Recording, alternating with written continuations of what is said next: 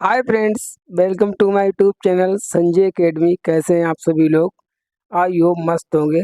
बस आपका सीटेट होने में मात्र लगभग 15 दिन ही शेष बचे हैं। ठीक है, तो बिल्कुल बहुत अच्छे से तैयारी करते रहिए अपनी। आज हम लोग ईवीएस की मैराथन क्लास करने वाले हैं। ये हिस्टोरिकल क्लास होगी आप लोगों के लिए, एक ऐतिहासिक क्लास है सीटेट जुलाई 2024 के लिए। इस क्लास को बहुत आराम से शांति से देखें। ठीक है, बिल्कुल इससे क्वेश्चन बाहर आपका नहीं जाएगा। रियल एग्जाम में पेपर में 7 जुलाई को जो होने वाला है, पेडागोजी का क्वेश्चन इससे बाहर नहीं जा सकता है। ठीक है, चलिए अपनी क्लास को स्टार्ट करते हैं। आराम से बने रहिए क्लास में लास्ट तक, बिल्कुल स्किप करके मत देखना, आराम से देखिए समझते हुए। चलिए अपनी क्लास को कंप्लीट करते हैं। अगर आपने अभी तक चैनल को सब्सक्राइब ना किया हो तो प्लीज़ सब्सक्राइब कर दें, इससे हमको एक मोटिवेशन मिलता है। ठीक है, और क्लास को लाइक कर दें और कम से कम 10 फ्रेंड्स के साथ इस क्लास को शेयर भी कर दें।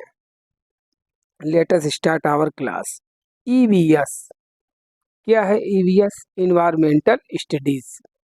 एनसीएफ 2005 ने ईवीएस को क्लास 3rd से लेके क्लास 5th तक, कौन कौन सी क्लास तक ईवीएस को पढ़ाया जाता है? क्लास 3rd से लेकर क्लास 5th तक। ईवीएस के पूरे जो सिलेबस है, कंप्लीट सिलेबस है, उसको 6 थीमों में बांटा गया है। कितनी थीमों में बांटा गया है? 6 थीमों में बांटा गया है। कई बार तो इन थीमों के नाम ही डायरेक्ट पूछ लिए हैं, या थीम में से सब थीम का नाम पूछ लिया गया है कि पौधे जो हैं वो किस थीम के अंतर्गत आते हैं। तो परिवार एवं मित्र, अभी क्वेश्चन जब आगे आएंगे तब हम देखेंगे, क्योंकि ये बालक को अच्छा थीम में क्यों बांटा गया। अगर एक क्वेश्चन पूछ लिया जाए, आया भी है कि ये जैसे मान लीजिए मेरा कंप्लीट सिलेबस है ईवीएस का, इसको इसको जो है थीम्स में क्यों बांटा, इसके पीछे रीजन क्या है? तो इसके पीछे रीजन ये है कि जो सब्जेक्ट रिलेटेड बैरियर्स हैं उनको तोड़ना और उसके जो अध्ययन है उसको इजी बनाना। क्योंकि यह बालकों को स्थानीय परिवेश, जो उनके लोकल इन्वायरमेंट से जोड़ने और समझने में मदद करता है। जैसे परिवार के बारे में ऐसा कौन सा बच्चा होगा जो नहीं जानता है? तो सबसे पहली हमारी जो थीम है वो कौन सी थीम है, देखिए। अब स्टार्ट करते हैं थीम। आपको ये तो बिल्कुल याद ही करनी है। पहली है हमारी परिवार एवं मित्र। इसके अंतर्गत 4 उप थीमें हैं। ठीक है, 4। कौन कौन सी? रिश्ते, कार्य एवं खेल, जानवर, पौधे। एक बार पूछा गया था जो एनिमल्स है, ठीक है, जो जानवर है वो ईवीएस की किस थीम के अंतर्गत रखे गए हैं? भोजन, जल, आवास, यात्रा, हम चीजें कैसे बनाते हैं, ये हमारी लास्ट थीम है 6। तब इनको तो आपको याद करना है। चलिए आगे चलते हैं, बहुत आराम से क्लास करिए। देखिए, इन्वायरमेंट से रिलेटेड अगर कोई भी क्वेश्चन है तो इन्वायरमेंट के लिए जो सबसे ज़्यादा घातक है, ठीक है, हानिकारक हैं, वो 3P है। इनको हम 3P कॉन्सेप्ट कहते हैं। 3P क्या है? ये मैंने कुछ एक एक्रोनिम्स बनाया है।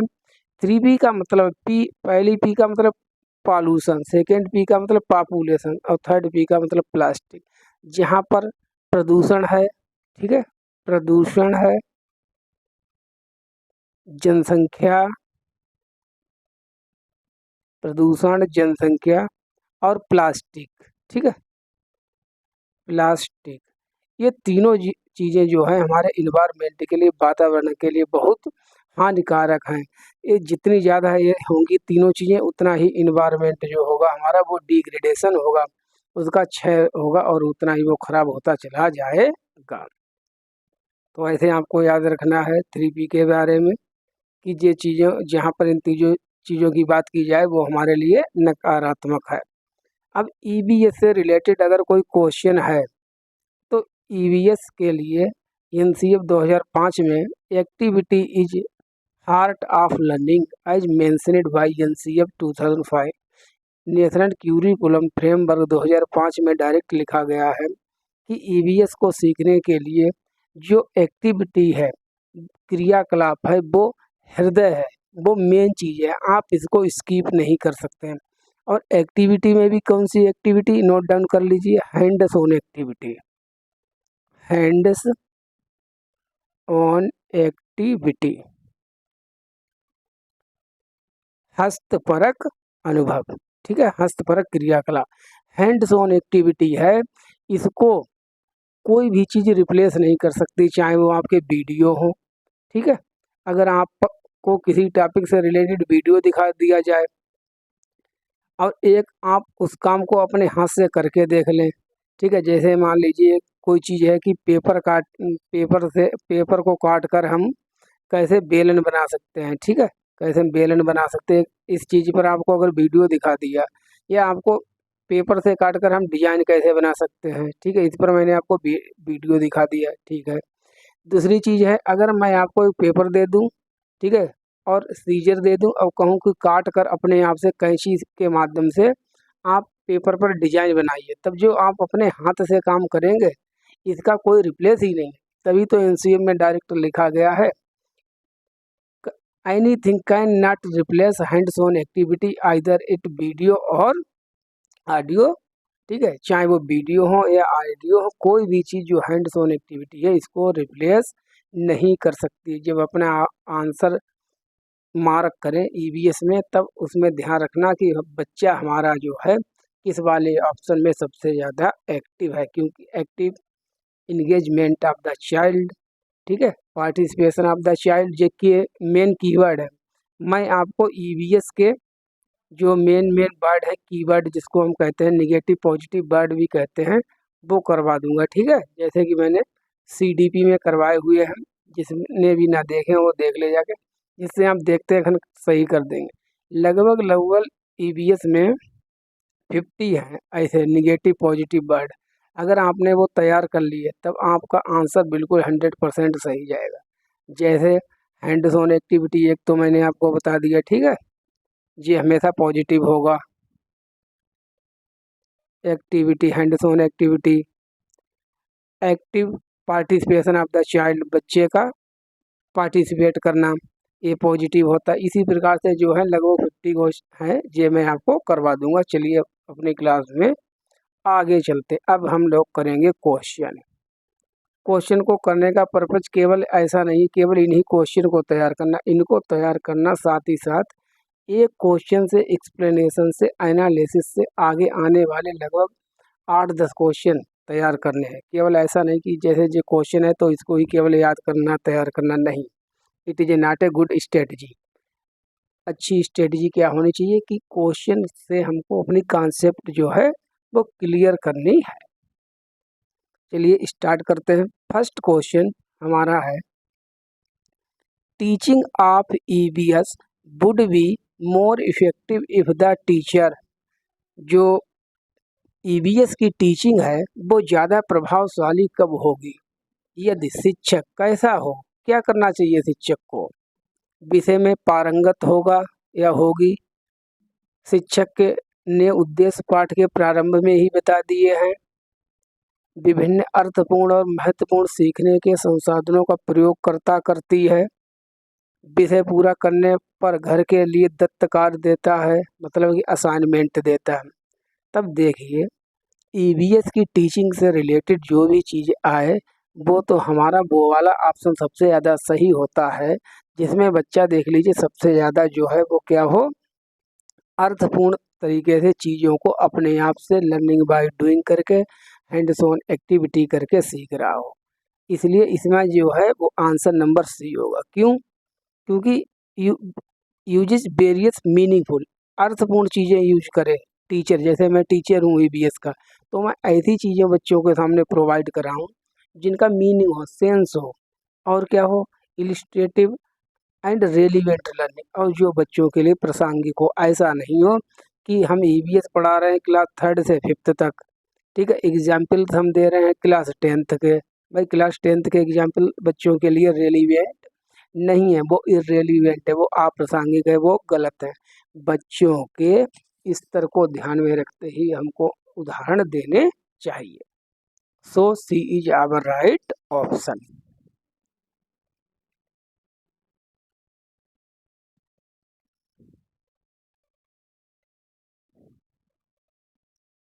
सेकेंड क्वेश्चन,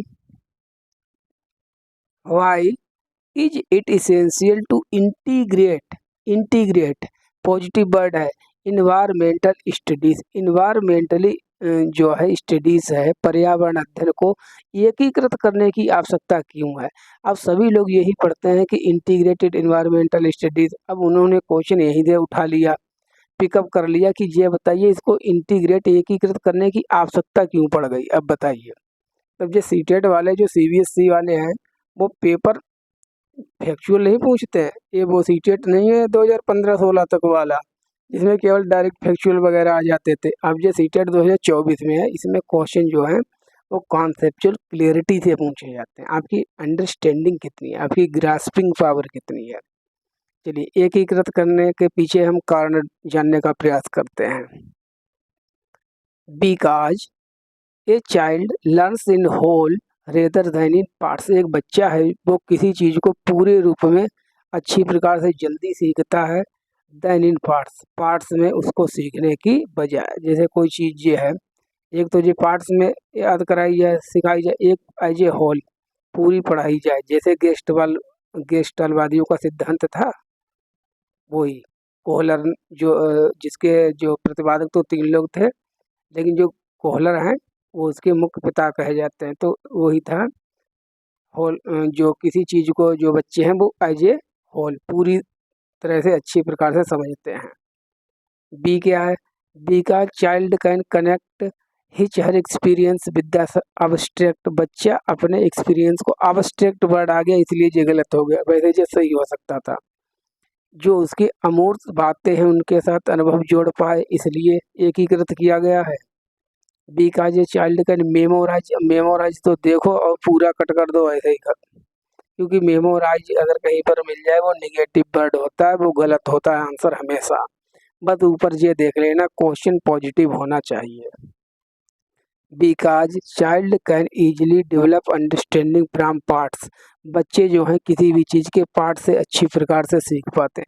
तब देखिए जो इसका आंसर है वो ए सही है। क्यों सही है? इसके जो एक्सप्लेनेशन मैं कर रहा हूँ ये मोस्ट इम्पॉर्टेंट है आपके लिए क्वेश्चन के साथ ही साथ।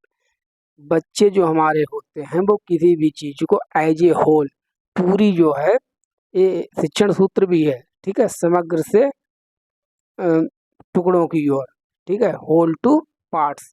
कोई भी चीज़ है बच्चे एज ए होल अच्छी प्रकार से सीखते हैं, ना कि उसको पार्ट्स में। जैसे ईवीएस है, ईवीएस को आप अलग अलग पार्ट्स में करके अगर पढ़ा रहे तो अलग बात। देखिए फर्स्ट और सेकंड क्लास तक ईवीएस की बुक नहीं है, लेकिन ईवीएस पढ़ाई जाती है। किसके माध्यम से पढ़ाई जाती है? मैथ और लैंग्वेज के माध्यम से पढ़ाई जाती है EVS.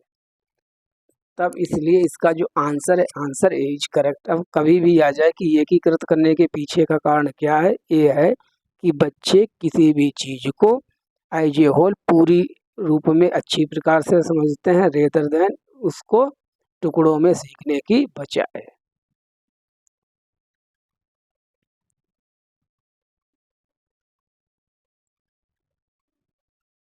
Question number 3, which of the following technique is used in rating scale, जो रेटिंग स्केल होती है उसमें कौन सी टेक्निक का यूज किया जाता है? तो रेटिंग स्केल तो आप जानते हैं, रेटिंग का मतलब होता है रैंकिंग करना, कि कौन फर्स्ट है, कौन सेकंड है, कौन थर्ड है, किसकी कितनी रैंक आई है क्लास में, ऐसे ऐसे बनाया जाता है, ठीक है। सबसे टॉप कौन है, उससे कम वाले, सेकंड कौन है, थर्ड कौन है, फोर्थ कौन है, dot dot dot dot dot ऐसे बनता है, ठीक है, रैंकिंग इसे कहते हैं। तब assignment, check list, observation, written questions. तब जो बच्चों की रेटिंग की जाती है, ठीक है, रेटिंग स्केल में कौन सी तकनीक का उपयोग किया? तो रेटिंग स्केल के लिए जो है ऑब्जर्वेशन, याद रख लेना हमेशा के लिए ऑब्जर्वेशन। जो ईवीएस की स्टडी है इसमें जो ऑब्जर्वेशन है वो एक पॉजिटिव वर्ड है, और ऑब्जर्वेशन से रिलेटेड आपका जो क्वेश्चन का आंसर होगा वो लगभग सही ही होगा, ठीक है। तब ऑब्जर्वेशन करके अवलोकन करके बच्चों की जो है रैंकिंग की जाती है।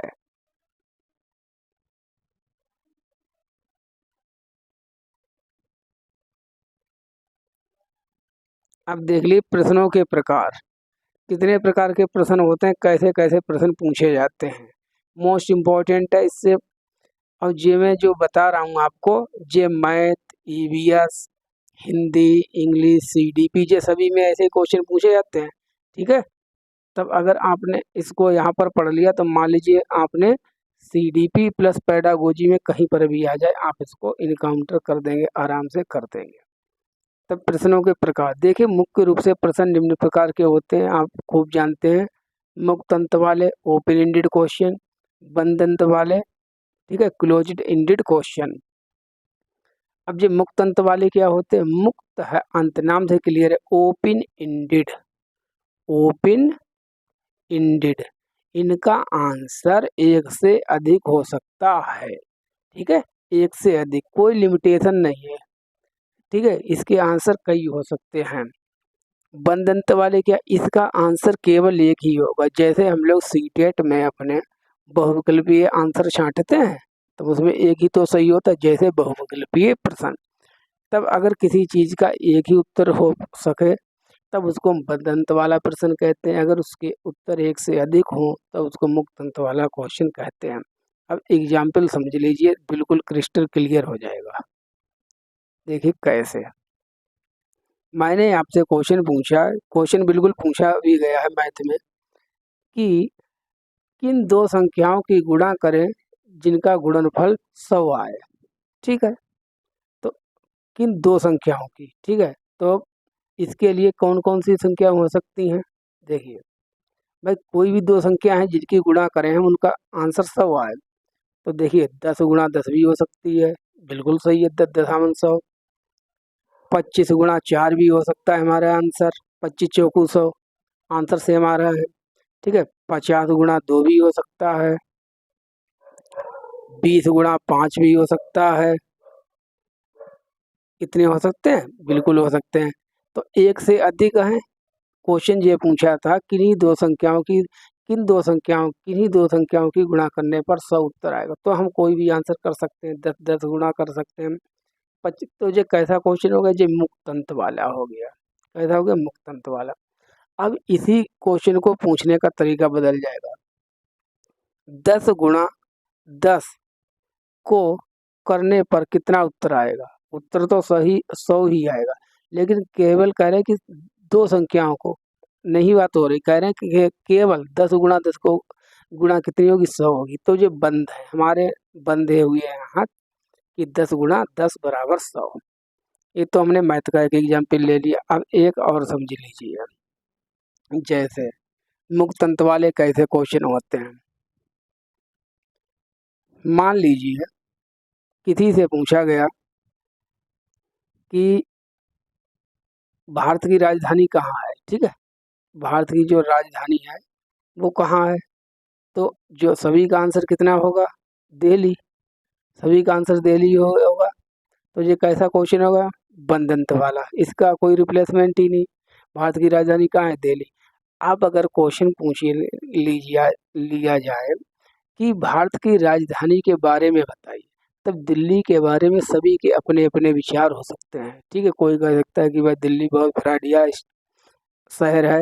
ठीक है, कोई ये कह सकता है कि नहीं दिल्ली में बहुत अच्छे लोग रहते हैं, ऐसा नहीं है। कोई कहता है कि रोबरी बहुत ज़्यादा होती है।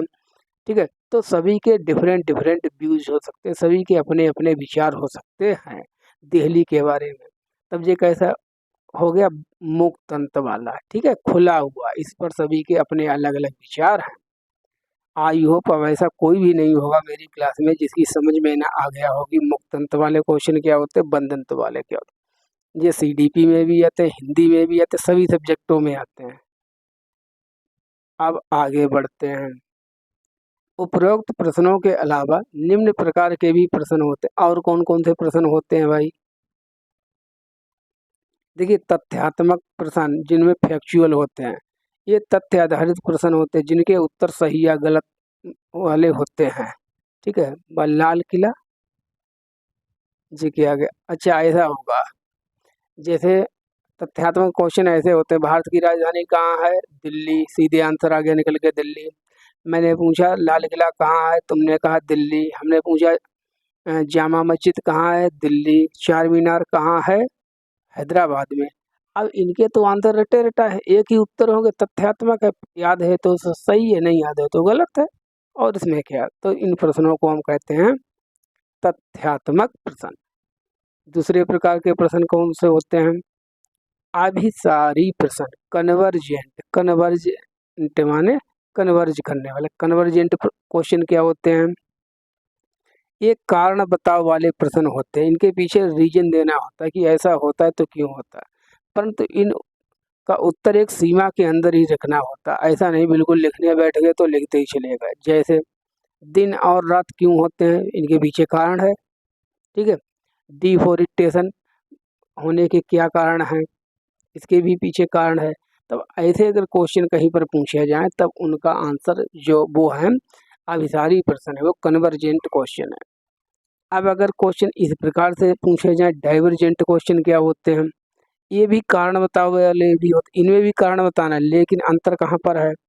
परंतु विश्लेषण, मूल्यांकन, संश्लेषण सभी का एनालिसिस, इवेल्युएशन और सिंथेसिस करने के पश्चात शिक्षार्थी अपनी कल्पना से उत्तर देता है। वो अपना माइंड यहाँ पर अप्लाई करता है। ठीक है, बिल्कुल रटा रटाया हुआ याद किया हुआ नहीं, बिल्कुल अपनी मौलिकता से बिल्कुल आंसर करता है। जैसे क्या होगा अगर धरती पर से तेल खत्म हो जाए, बताइए, तो हमारी इकोनॉमी कैसे रन करेगी, हमारी मार्केट कैसे रन करेगी, ठीक है, हमारे मोबाइल कैसे रन करेंगे, हमारी लाइफ जो है वो बहुत जो है निगेटिव रूप से इम्पैक्ट हो जाएगी। क्या होगा अगर पेट्रोल खत्म हो जाए, बताइए। तो इस पर आपको बहुत ज़्यादा विश्लेषण करने की ज़रूरत है। ऐसा नहीं बिल्कुल आपने कहीं से बुक से उठाया आंसर और छाप दिया। ठीक है, मूल्यांकन करना होगा कि क्या सही है क्या गलत है, सिंथेसिस करेंगे अपने विचारों को, फिर आप लिखेंगे। तो जो बच्चे की रचनात्मक सोच को बढ़ावा देते हैं, ठीक है, सहायक होते हैं, वो डाइवर्जेंट वाले क्वेश्चन होते हैं। लिख लीजिए ये बात, रचनात्मकता। ठीक है,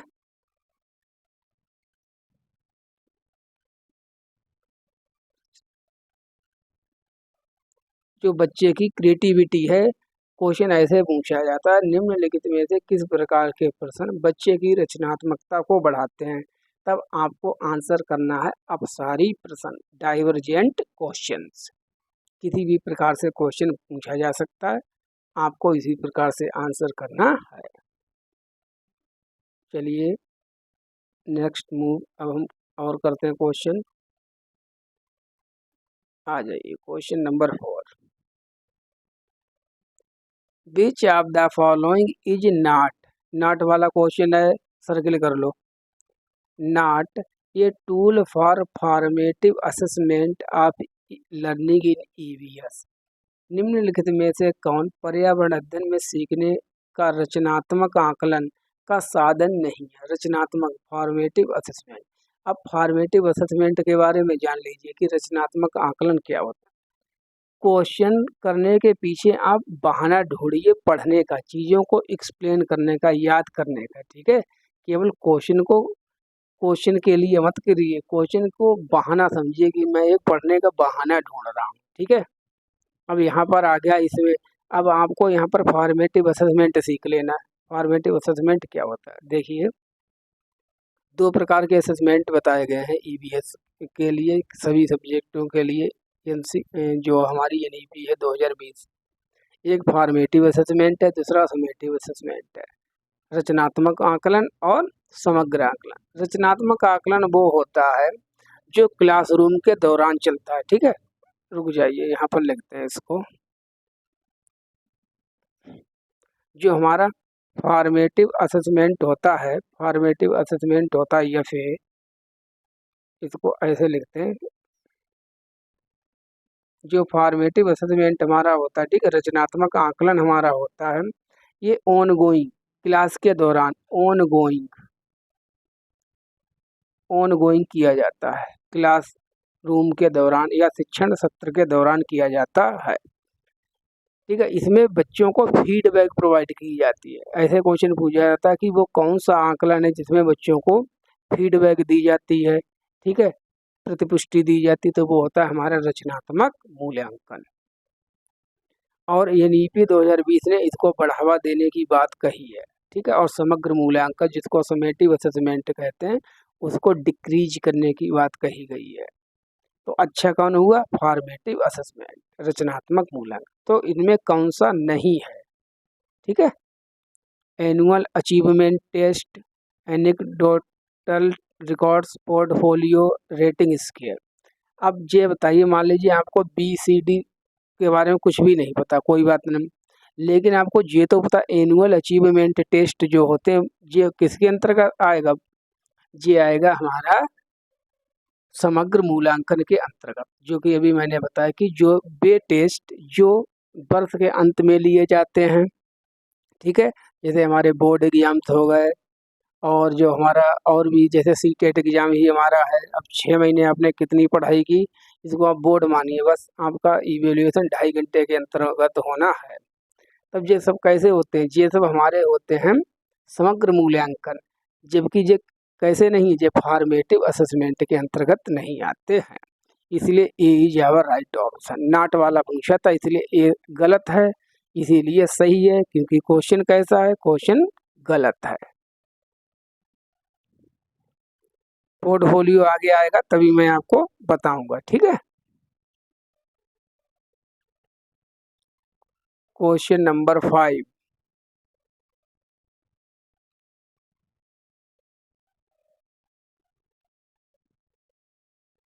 reading maps in environmental studies develop an important skill in students.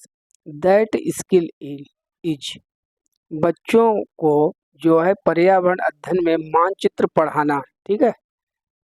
Reading maps एक आवश्यक कौशल विकसित करता है भाई, तभी तो बच्चों के लिए जो मैप पढ़ाया जाता है, चाहे इंडियन मैप हो, ठीक है, या वर्ल्ड मैप हो, ये क्यों पढ़ाया जाता है? इससे कौन सी स्किल का निर्माण होता है? वो कौन सा कौशल है जो इससे विकसित होता है मैप पढ़ाने से? तो जल्दी से क्लिक कर लीजिए अपने माइंड में। Measuring globe and using positions of lines, drawing and painting skills, good communication skills to develop meaningful skills, understanding place, distance, direction in relation to each other. तो क्या होगा? जिसने भी मैप पढ़ा होगा तो मैप में कितनी डायरेक्शन होती है बताएगा मुझे कोई? मैप में 4 डायरेक्शन होती हैं, नॉर्थ, साउथ, ईस्ट, वेस्ट। इसको यहाँ पर करके दिखाते हैं, फिर करते हैं क्वेश्चन अपना। देखिए मैप में 4 डायरेक्शन होती हैं, नॉर्थ, साउथ, ईस्ट, वेस्ट, ठीक है, ये सेंटर होता है। अब इन दोनों के भी बीच में एक एक डायरेक्शन होती है, ऐसे ऐसे। तो 4 तो ये हो गई मेन, और 4 जो होती हैं इसमें नॉर्थ ईस्ट, ठीक है, साउथ ईस्ट और साउथ वेस्ट, और हमारी होती है नॉर्थ वेस्ट। ये 8 डायरेक्शन होती है, टोटल 8 डायरेक्शन होती है। डायरेक्शन से रिलेटेड ईवीएस में क्वेश्चन पूछा गया था कि दिल्ली के सापेक्ष जो उत्तर प्रदेश की राजधानी है, इस प्रकार से क्वेश्चन पूछा था। लखनऊ नहीं लिखा था एग्जैक्ट उन्होंने, कि दिल्ली के सापेक्ष जो उत्तर प्रदेश की राजधानी है वो कौन सी दिशा में है। तो मैप से आपको दिशाओं का ज्ञान होता है, ठीक है, आप उसकी पोजीशन किसी भी स्थान की जान पाते हैं कि वो कौन सा स्थान कहाँ पर होगा, इसीलिए मैप हमको पढ़ाया जाता है। अब जैसे किसी ने पूछा कि बताइए जो तमिलनाडु है भारत के किस दिशा में, तब तमिलनाडु जितने भी मैप देखा भारत के बिल्कुल साउथ में है, ठीक है। तो दिशाओं का हमें ज्ञान पता चलता है, कौन सा स्टेट किस स्टेट से लगा हुआ है, उसकी पोजीशन कहाँ है। तब इसलिए जो हमारा इसमें आंसर होगा वो क्या हो जाएगा? इससे कौन सी स्किल बच्चों में विकसित होती है मैप पढ़ाने से? Understanding place, distance and direction in relation to each other. So D is our right option.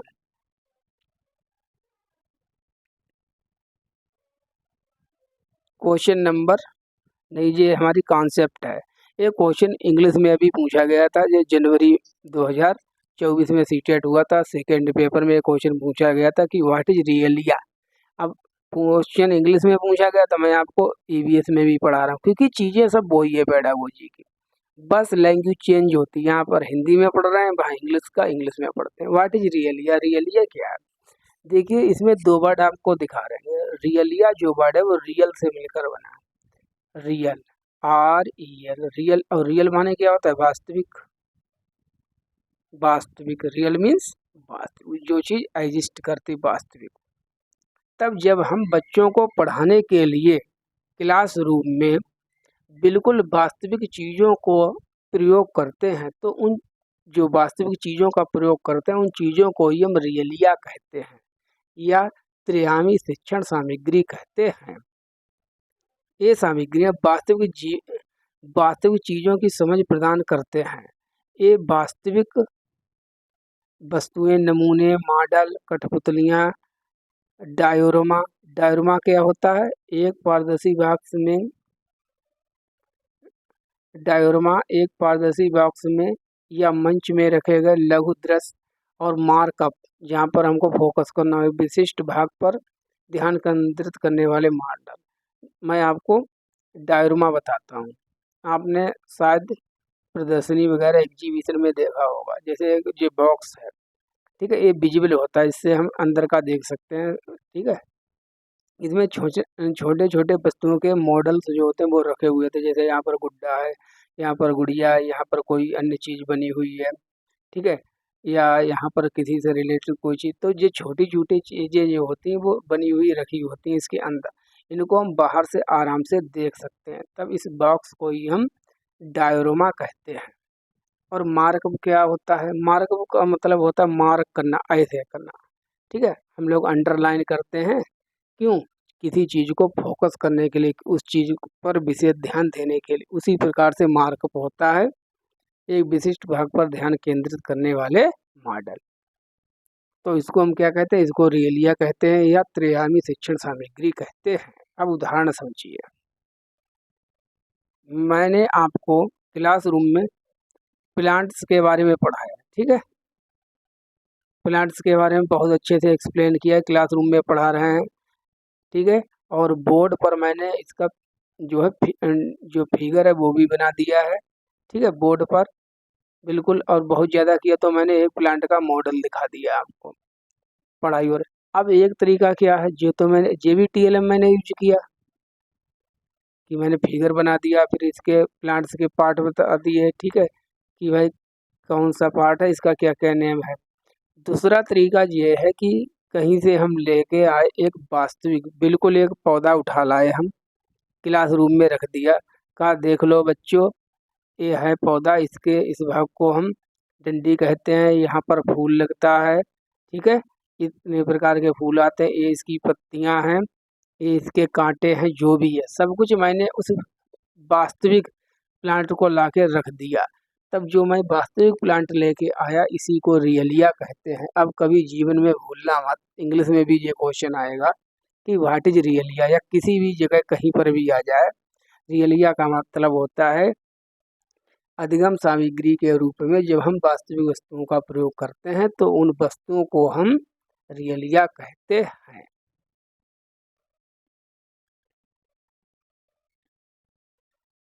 Question number 6 है हमारा।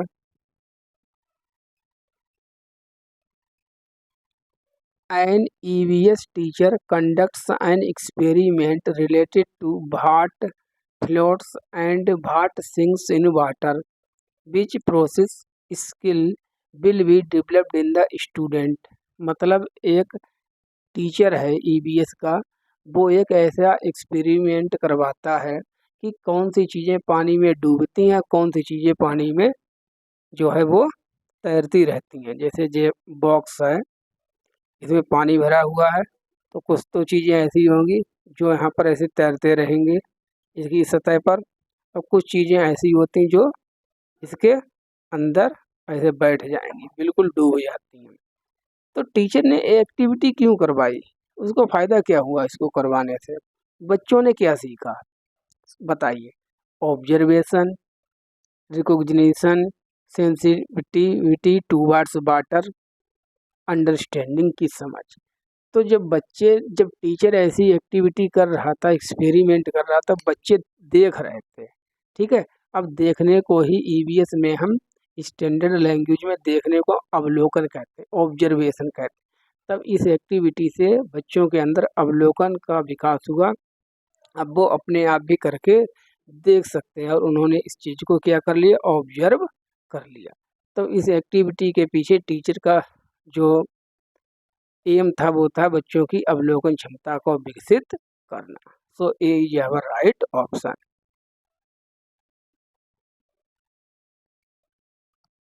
ये बिल्कुल लेटेस्ट के आए हुए क्वेश्चन है, ठीक है, जो ट्रेंड चल रहा है। Question number 7, EVS teaching should encourage process skills which are the core of inquiry based hands on learning. ध्यान कर लीजिए, कभी भी क्वेश्चन अगर इंक्वायरी बेस्ड हो, हैंड्स ऑन लर्निंग हो, लर्निंग बाय डूइंग हो, इनकरेज करना हो, ये सभी पॉजिटिव चीज़ें होती हैं। विच of the following is not a skill, निम्नलिखित में से कौन सी स्किल नहीं है, कौन सी स्किल नहीं है। एक ईवीएस टीचर है, वो इनकरेज करना प्रोसेस, ठीक है, स्किल है। कोर वैल्यू क्या है, inquiry based hands on learning है। लेकिन एक निम्नलिखित में से कौन सी स्किल नहीं है, बताइए। ऑब्जर्वेशन, ऑब्जर्वेशन तो अभी हम लोगों ने ऊपर ही देखी स्किल है। इन्फीरिंग, निष्कर्ष निकालना, बिल्कुल होती है। अगर आपने कोई एक्सपेरिमेंट किया तब उसके बाद में आप उसका निष्कर्ष भी निकालते हैं कि इसका मतलब क्या हुआ, इसका अर्थ क्या है, इसको हम कहते हैं इन्फीरिंग या निष्कर्ष निकालना। डिटरमाइनिंग, डिटरमाइनिंग एक निगेटिव वर्ड है, इसका मतलब होता है किसी चीज़ को निर्धारित कर देना, ठीक है, कि बच्चे के माइंड को या किसी भी चीज़ को जो है बाउंडेड कर देना, बंद कर देना, उसके दायरे में उसको बंद कर देना, उसके बारे बाहर ना बच्चा सोच पाए। तो डिटरमाइनिंग जो है वो चीज़ गलत है, वो एक स्किल नहीं है, ये निगेटिव चीज़ है। आपको बच्चे को बाउंडेड नहीं करना है, बच्चे को ओपन रखना है, जिससे वो अलग अलग प्रकार से, डिफरेंट प्रकार से सोच सके। प्रिडिक्टिंग, पूर्वानुमान, ये तो एक स्किल होती है जिससे कि बच्चे आगे के बारे में, चीज़ों के बारे में सोच पाएँ और अनुमान लगा पाएँ। तो डी, सी जो है वो गलत है, इसीलिए सही है। क्यों? क्योंकि क्वेश्चन है हमारा negative. So C is our right option. बने रहें सभी लोग क्लास में, आराम से देखते रहें। क्वेश्चन नंबर 8, इससे बाहर आपके पेपर में क्वेश्चन नहीं जाएंगे, बिल्कुल ध्यान रखिए। An educational activity for EVS should, EVS का एक शिक्षाप्रद क्रियाकलाप होना चाहिए, बताइए। ईवीएस के लिए कौन सी एक्टिविटी होनी चाहिए, कैसी एक्टिविटी होनी चाहिए ईवीएस क्लासरूम को पढ़ाने के लिए, ईवीएस सब्जेक्ट को पढ़ाने के लिए कैसी एक्टिविटी होनी चाहिए। Be real life based and enjoyable for students, वास्तविक जीवन पर आधारित और विद्यार्थियों के लिए आनंददायक। Be of any time duration, किसी भी समय अवधि की, चाहे लंबी लंबी हो। Only, only. Be teacher directed in nature, ऐसी हो जिनको टीचर जो है डायरेक्ट कर रहा हो। Focus on prescribed content of the text book, केवल जो ऐसी हो, ओनली आ गया है, केवल पाठ्य पुस्तक दी गई सामग्री पर केंद्रित करना है आपको, ऐसी एक्टिविटी करानी है।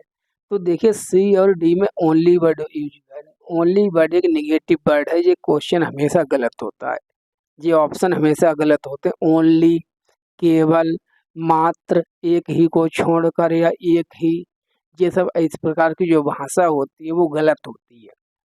तो सी डी तो होने वाले नहीं है, ये तो कन्फर्म हो गया, ऐसे काट दो। एनी ड्यूरेशन, क्या आप बच्चे को किसी भी समय अवधि की चीज़ पढ़ाएंगे? नहीं, एक छोटे बच्चे हैं, उनको एक लिमिटेड चीज़ का ही आपको ज्ञान कराना है। अब ये सही है, अगर आप ईवीएस में कोई भी चीज़ पढ़ा रहे हैं तो वो चीज़ जो है बच्चों की रियल लाइफ से कनेक्ट होनी चाहिए, और बच्चों के लिए जो लर्निंग है, सीखना, वो एक आनंद की चीज़ हो, वो लर्निंग इंजॉयमेंट होना चाहिए। ध्यान कर लीजिए, आगे कभी भी सी टेट में या टेट में कभी भी क्वेश्चन पूछा जाए इससे रिलेटेड, एक्टिविटी से रिलेटेड, तो एक्टिविटी वो अच्छी होती जिसमें बच्चे के लिए स्वतंत्रता हो, बच्चे के लिए सीखने के लिए इंजॉयबल हो, और रियल लाइफ से कनेक्ट होनी चाहिए, वही एक्टिविटी सबसे अच्छी होती है। So A is our right option.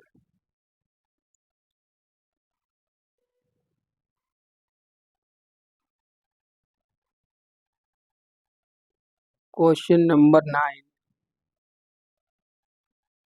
Arrange the following steps involved in practising activity based learning. देखिए है इसमें आंसर वही सही होगा, एक्टिविटी बेस्ड, इंक्वायरी बेस्ड, ये हमेशा सही होते हैं। Activity based in proper sequence, अब आपको एक सीक्वेंस लगाना है एक्टिविटी के लिए कि कैसे हम एक्टिविटी को कंडक्ट करेंगे। बताइए आप क्या करेंगे। सबसे पहले conducting the activity, revising, planning और रिफ्लेक्टिंग ऑन द प्रोसेस, प्रक्रम पर विचार करना। पहले आप क्या करेंगे, पहले आप किस चीज़ को लगाएंगे, क्रम से लगाइए। तब देखिए सबसे पहले आप जो है क्या करेंगे इसमें, अगर आपको कोई भी एक्टिविटी करनी है, कुछ भी करना, तो सबसे पहले हम क्या करते हैं, किसी भी काम को करने के लिए प्लानिंग, योजना बनाते हैं कि हम इस काम को कैसे कैसे करना है। तो सबसे पहले तो हमें योजना बनानी है। तब सी वाला जो है कहाँ कहाँ है, या तो बी होगा या सी होगा, यहाँ तक आ गए। अब ए और डी तो नहीं होने वाला, 100% कन्फर्म हो गया, ठीक है, या बी है या सी। आगे हम क्या करेंगे, जब हमारी योजना बन गई, अब योजना बनने के बाद फिर हम एक्टिविटी को करेंगे दोबारा। योजना बना ली, अब हम एक्टिविटी को कंडक्ट करेंगे ए, तब सी के बाद ए आना चाहिए। देखिए दोनों में सी के बाद ए भी है, ए भी है। चलिए और आगे बढ़िए, बहुत ऑप्शन क्लोज दिए हैं। फिर हम क्या करेंगे, जब हमारी जो है एक्टिविटी भी कंडक्ट हो गई, उसके बाद हम ये करेंगे कि जो हमने एक्टिविटी की है क्या वो सही है, कितनी सही है, कितनी गलत है, क्या इसमें कमी रह गई, उस चीज़ को सुधारेंगे अगली बार में। तब इसको कहते हैं रिफ्लेक्शन, ठीक है। मेटा कोग्निटिव स्किल इसी को कहते हैं कि अपनी चीज़ों पर दोबारा से विचार करना, सोचना विचारना। तब इसके बाद हम क्या करेंगे, फिर इसका जो होगा वो बी वाला सही होगा, फिर डी होगा, ठीक है।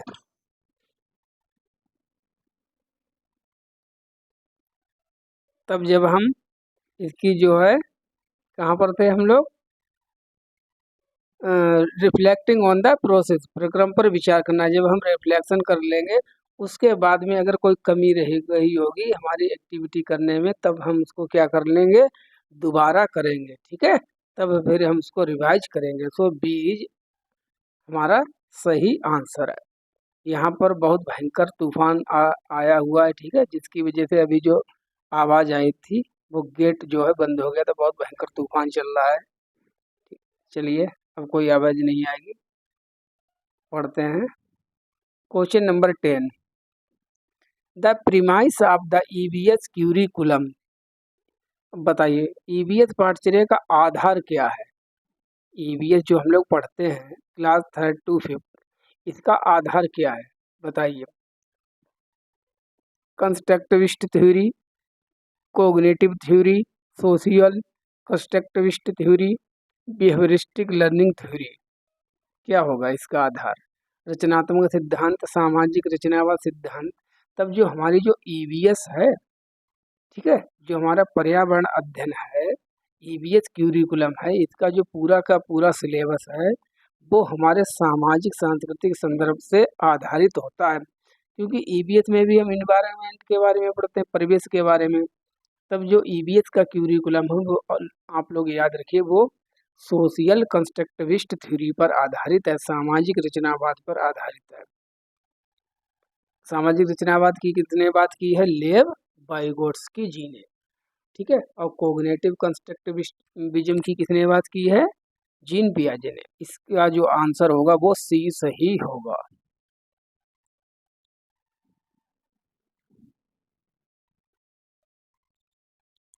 Question number 11, project method in teaching learning of EVS is useful because. जो ईवीएस के शिक्षण में जो प्रयोजना प्रक्रम होता है, जो हमारा प्रोजेक्ट मेथड होता है, वो बहुत ज़्यादा यूजफुल होता है। क्यों, क्योंकि it enables a teacher to be a guide and facilitator, ये शिक्षक को एक मार्गदर्शक एवं सुगमकर्ता बनाता है। It requires a variety of resources, इसे विविध संसाधनों की आवश्यकता होती है। Children are overwhelmed with the doing and the action part of project, बच्चे प्रयोजना के करने वाले भाग और क्रिया के भाग से अभिव्यक्त हो जाते हैं। It provides an opportunity for work experience and divergent thinking. यह कार्य अनुभव एवं अवसादी चिंतन के अवसर प्रदान करता है। जो प्रोजेक्ट मेथड होता है वो क्या करता है, देखिए जो प्रोजेक्ट मेथड हमारा है इससे रिलेटेड अगर क्वेश्चन है तो इसमें जो टीचर है, ठीक है, तो टीचर का जो रोल अब क्या है, एनसीएफ 2005 के अनुसार टीचर का रोल लिख लीजिए। क्वेश्चन पूछा गया था कि एनसीएफ 2005 के अनुसार टीचर क्या है, तो टीचर जो है एनसीएफ 2005 के teacher as a facilitator, teacher as a facilitator लिख लीजिए, teacher as a facilitator. NCF में डायरेक्ट लाइन लिखी गई है फैसिलिटेटर।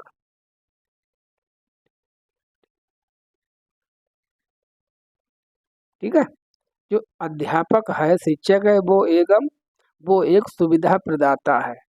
शिक्षक एक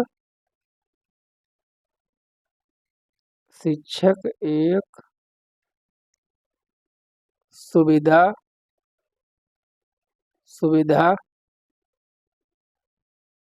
प्रदाता, ठीक है, किसके अनुसार, बाई एनसीएफ 2005। सीटेट में पूछा गया क्वेश्चन है कि एनसीएफ 2005 के अनुसार टीचर का रोल क्या, तो टीचर जो है वो एक फैसिलिटेटर, वो एक सुविधा प्रदाता है, वो बच्चों को सीखने में उनकी मदद करेगा, उनकी सहायता करेगा, ये है टीचर का रोल। तब अगर जो टीचर जो है प्रोजेक्ट बेस्ड अगर काम देता है बच्चों को, तब उसमें जो है A is our right option. It enables a teacher to be guide, teacher को इनेबल करता है प्रोजेक्ट बेस्ड मेथड कि वो बच्चों को गाइड करे और उनको सीखने में उनकी मदद करे, उनको फैसिलिटेट करे। So A is our right option.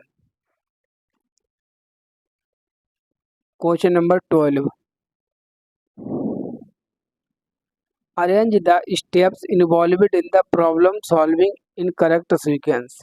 समस्या समाधान में सम्मिलित निहित चरणों को सही क्रम में व्यवस्थित कीजिए, सही से लगाइए। Define the problem, discuss possible strategy for action, evaluate the result, analyse the problem. क्या करेंगे आपको जो है स्टेप वाइज लगाना है, सही लगाना है। आपको प्रॉब्लम सॉल्विंग करने हैं। मान लीजिए आपको कोई प्रॉब्लम दी गई है, ठीक है, ये कोई प्रॉब्लम है, आपको इसको सॉल्व करना है, तब आप कैसे करेंगे, स्टेप बाय स्टेप बताइए, सीक्वेंस में लगाइए, कैसे कैसे आप करेंगे। तब देखिए सबसे पहले तो जो आपको प्रॉब्लम दी गई है, सबसे पहले तो आप जो है प्रॉब्लम को परिभाषित करेंगे, एनालाइज करेंगे कि भाई प्रॉब्लम हमारी है क्या, समझेंगे कि प्रॉब्लम क्या है। ठीक है, जब हम प्रॉब्लम को समझ लेंगे उसके बाद कि हम प्रोसेस स्टार्ट करें। तो समझने का मतलब ए, डिफाइन द प्रॉब्लम, समस्या को परिभाषित करना। तो ये तो इतना हो गया, तब ए वाला सही होगा। अब ये कहाँ कहाँ है, यहाँ भी है, यहाँ भी है, यहाँ भी है, ठीक है, सी तो नहीं हो सकता, ठीक है। जब हमने प्रॉब्लम को समझ लिया, समस्या को, फिर उसके आगे हमको क्या करना है, फिर अब हमको समस्या को जो है उसकी कौन कौन सी स्ट्रेटजी से हम उस समस्या को हल कर सकते हैं, सॉल्व कर सकते हैं। ठीक है, ये चीज़ हमको सोचनी है, अपने माइंड से हमको अनुमान लगाना है कि हमको एनालाइज करना है प्रॉब्लम को। बताइए क्या करेंगे, इवेल्युएट द रिजल्ट, रिजल्ट को इवेल्युएट करेंगे। तो रिजल्ट को अभी इवेल्युएट तो नहीं करेंगे सेकेंड वाले स्टेप में, अभी नहीं करेंगे, बाद में करेंगे। तो सबसे पहले जब हमारी डिफाइन प्रॉब्लम होगी, हमने समस्या को पहचान लिया, फिर उसके बाद हम समस्या का एनालिसिस करेंगे, एनालाइज करेंगे, ठीक है, विश्लेषण करेंगे कि किस प्रकार की समस्या है, अब हम इसको कैसे सॉल्व करेंगे। तब ए के बाद डी आएगा। अब या तो ये ए होगा या डी होगा हमारा ऑप्शन। जब हम समस्या का एनालाइज कर लेंगे, फिर हम स्ट्रेटजी अप्लाई करेंगे फॉर एक्शन करने के लिए, उसके बाद बी आएगा हमारा। अब बी किस में है, ए में, तो इसका जो आंसर है वो आपका ए होने वाला है। क्या क्या है, define the problem D, analyse the problem B, discuss possible strategy for action सब कुछ हो गया, काम खत्म हो गया, बाद में हम जो देखेंगे, जो हमें रिजल्ट मिला, फिर उसका हम इवेल्युएशन कर लेंगे। सी, तो A is our right option. इस प्रकार से हमको प्रॉब्लम सॉल्विंग करनी चाहिए। Question number 13, which of the following are examples of community resources of learning in EVS, choose the correct group of resources. इसमें हमको जो है ग्रुप को चूज करना है, जो हमारे कम्युनिटी ग्रुप ऑफ रिसोर्सेज होते हैं। ईवीएस में निम्नलिखित अधिगम के समुदाय संसाधनों के उदाहरण कौन से हैं? संसाधनों का सही समूह चुनें। University, river, radio, computer, carpenter, shopkeeper, teacher, parents. University, waste material, parents office, mobile phone, newspaper, jingle और रेडियो। क्वेश्चन दोबारा पढ़ लीजिए। ईवीएस में निम्नलिखित में से अधिगम के सामुदायिक संसाधनों के उदाहरण कौन से हैं? ठीक है, जो हमारे कम्युनिटी जो रिसोर्सेज होते हैं वो कौन कौन से हैं? भाई हम कहाँ कहाँ से सीखते हैं? ए होगा, बी होगा, सी होगा, डी होगा। सोचिए थोड़ा सा, बताइए फिर इसमें क्या होगा? कम्युनिटी, तब इसमें बी है। हम इन लोगों से अपने समाज में सीखते हैं, पढ़ाई से सीखते हैं, दुकानदार से सीखते हैं, शिक्षक से सीखते हैं और माता पिता से सीखते हैं। So B is our right option. Question number 14, which of the following statement is true regarding assignment. जो हम बच्चों को असाइनमेंट देते हैं उससे रिलेटेड कौन सा कथन सही है? बताइए। Family can contribute in it according to their potential, मतलब अपनी प्रक्रिया के अनुसार परिवार जन अधिविन्यास में योगदान दे सकते हैं। Assignment is only way of evaluation, केवल असाइनमेंट के द्वारा ही बच्चे का मूल्यांकन कर सकते हैं। Assignment shall be given as homework, उसको होमवर्क के रूप में देना चाहिए। ऑन डेली बेसिस पर। Assignment help in creating ideas and develop clarity. जो असाइनमेंट है, जो गृह कार्य है, वो बच्चों को विचारों का निर्माण करने के लिए, उनके आइडियाज़ को जानने के लिए, क्रिएट करने के लिए, नई नई चीज़ों को सोचने के लिए, जानने के लिए, ठीक है, और डेवलप करने के लिए हमको देना चाहिए। ये हमारा जो है पर्पज होता है असाइनमेंट देने के पीछे, कि बच्चे नई नई चीज़ों को जानें, समझें और अपने आइडिया को डेवलप करें। So D is our right option. Question number 15, if you find that some students of your class are very bright and intelligent, then how will you teach such student? आपको पता चला कि जो आपकी class के बच्चे कुछ हैं वो बहुत इंटेलिजेंट और होशियार हैं, ठीक है, तब आप उनको कैसे पढ़ाएंगे? क्या करेंगे? No special strategy will be used, उनके लिए कोई भी स्पेशल स्ट्रेटजी अप्लाई नहीं करेंगे। They will be made to sit with higher class students, उनको हम जो हाइजर क्लासेस के स्टूडेंट उनके साथ बैठा देंगे। दे विल बी टाट सेपरेटली, उनको हम अलग से पढ़ाएंगे। दे विल बी टाट यूजिंग इनरिच्ड इन क्यूरिकुलम, उनको हम इनरिच्ड क्यूरिकुलम के माध्यम से पढ़ाएंगे। देखिए, जो ब्राइट स्टूडेंट है, जो इंटेलिजेंट है, उनके लिए पता क्या करो, उनके लिए हमेशा जो है ऐसा ऐसे टास्क दो जो उनके लिए चैलेंजिंग हो, जो, ठीक है, इजी मत दो। इजी तो सब भी कर लेते हैं बच्चे, ठीक है, मीडियम स्टूडेंट भी कर ले। जो ज़्यादा होशियार हैं, इंटेलिजेंट, उनके आपको जो है इंटेलिजेंस को कैसे बनाए रखना है, उनको चैलेंजिंग टास्क दे के उनको इनरिच, थोड़ा जो क्यूरिकुलम उसको कठिन या टफ देना चाहिए, जिससे वो अच्छी प्रकार से सीख पाए। So D is our right option. बच्चों को चैलेंजिंग देना चाहिए।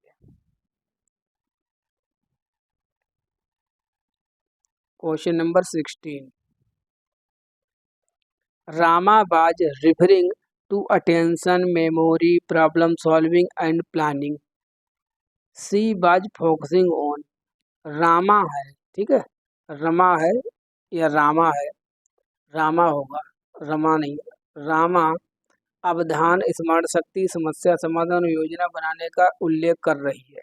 वह संकेंद्रित थी, वह किस चीज पर फोकस कर रही थी, वो क्या करना चाह रही है?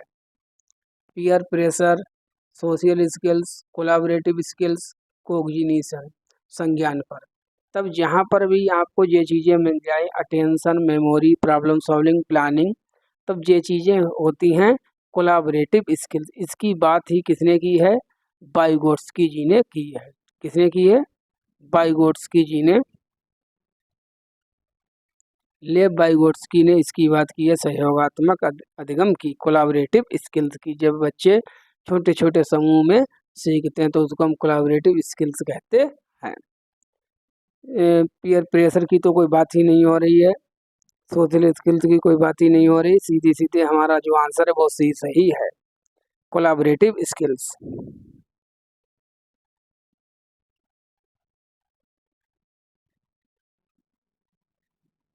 Question number 17, an EVS teacher instruct children to group fallen leaves of trees on the basis of shape, size, texture. The purpose of teacher is to enhance. एक अध्यापक है, ठीक है, वो बच्चों को गिरी वृक्षों की जो गिरी हुई पत्तियों के आकार, उनके माप मतलब साइज और बनावट के आधार पर कहता है इनको व्यवस्थित कीजिए, इनको अलग अलग कीजिए। वो ऐसा क्यों करवा रहा है? वो क्या चीज़ बच्चों में विकसित करना चाह रहा है कि अलग अलग जो वृक्ष होते हैं उनकी अलग अलग पत्तियाँ होती हैं, अलग अलग प्रकार की होती है। वो ऐसी एक्टिविटी क्यों दे रहा है? इसके पीछे क्या पर्पज है? अंडरस्टैंडिंग ऑफ लीव्स, पत्तियों के विषय में समझ को बढ़ाने के लिए। ऑब्जर्वेशन एंड क्लासिफिकेशन स्किल्स, बच्चों की अवलोकन और वर्गीकरण करने की वृद्धि, कौशलों में वृद्धि। नॉलेज अबाउट लीव्स, पत्तियों के बारे में जानने के लिए। Fun element in his her teaching, उसके अध्यापन में आमोद प्रमोद के तत्व की वृद्धि के लिए। तब जब ये बताइए, जब बच्चे हैं, जैसे अलग अलग पेड़ हैं, अलग अलग प्रकार की मान ली पत्तियां हैं, एक पत्ती जो है जो अब मान लीजिए गुलाब का पेड़ ले एक, ठीक है, एक कमल का पेड़ हो, एक मान लीजिए हमारा मेरीगोल्ड का पेड़ हो। तीनों प्रकार के जो फूल होते हैं, फूल की हम पत्तियां ले लें, अगर उनको देखें ऑब्जर्व करेंगे तो तीनों प्रकार के फूलों की जो पत्तियां होती हैं पौधों की, वो अलग अलग साइज की होती हैं, अलग अलग कलर की भी होती हैं और अलग अलग जो है आकार में भी होती है, ठीक है, शेप और साइज भी अलग अलग होता है। तो इससे बच्चों के अंदर एक ऑब्जर्वेशन की स्किल डेवलप होगी और वो चीज़ों को अलग अलग करके रख पाएंगे, सीख पाएंगे। ऑब्जर्वेशन और क्लासिफिकेशन का गुण बच्चों में विकसित होगा। इसलिए ये अध्यापक ऐसी स्किल्स करवा रहा है, एक्टिविटी करवा रहा है। तो B is our right option. यह है ऑब्जर्वेशन चल रहा है पॉजिटिव, तो ऑब्जर्वेशन एक पॉजिटिव वर्ड है। Question number 18, which of the following is the most important component of environmental studies in primary classes. Primary classes में सबसे ज़्यादा महत्वपूर्ण इन्वायरमेंटल स्टडीज के लिए क्या चीज़ है? बताइए। कॉन्सेप्ट फॉर्मेशन, अवधारणा निर्माण, habit formation, Joy of exploring, खोजने का आनंद, इंफॉर्मेशन या सूचना।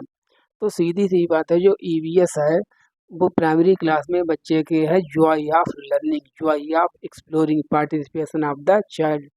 बच्चों के लिए सीखना हो, वो मज़ा आ जाए, सीखने में मज़ा लेने लगे, आनंद आने लगे, तब उनके द्वारा जो सीखना होगा वो बहुत ज़्यादा बेस्ट होगा और बेनिफिशियल होगा। तब इसमें हमारा कौन सा आंसर होगा? सी, जॉय ऑफ एक्सप्लोरिंग, खोजने का आनंद।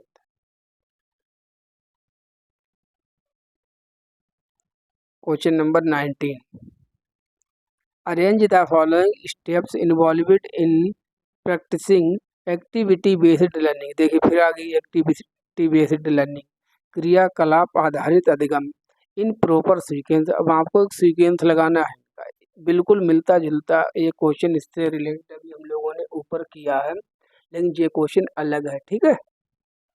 बताइए इसमें क्या क्या करेंगे। सबसे पहले हम क्या करेंगे, प्लानिंग। ठीक है, तो देखिए सी कहाँ है। ठीक है, सी इनमें है तो ये तो होंगे ही नहीं। प्लानिंग हो गई, फिर हम क्या करेंगे, सीधे सीधे एक्टिविटी करने बैठ जाएंगे। ए, दोनों में ए भी है। फिर जब हमने एक्टिविटी कर ली उसके बाद हम क्या करेंगे, रिफ्लेक्टिंग ऑन द प्रोसेस, क्या हमारी कमियां रही, क्या अच्छाइयाँ, फिर वो काम करेंगे तो डी। ठीक है, फिर उसके बाद हमारा क्या, रिवाइज करेंगे बाद में एक्टिविटी को। So A is our right option. Question बिल्कुल मिलता जुलता है, बस इसमें थोड़ा सा हेर फेर घूमने में किया गया।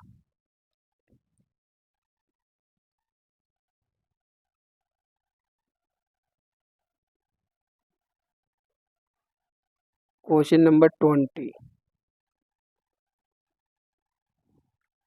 विच of the following situation represents an integrated nature of EVS. बताइए इंटीग्रेटेड जो ईवीएस का नेचर है उसके बारे में कौन सा कथन सही रूप से एक्सप्लेन करता, कौन सा सही रूप से बताता है।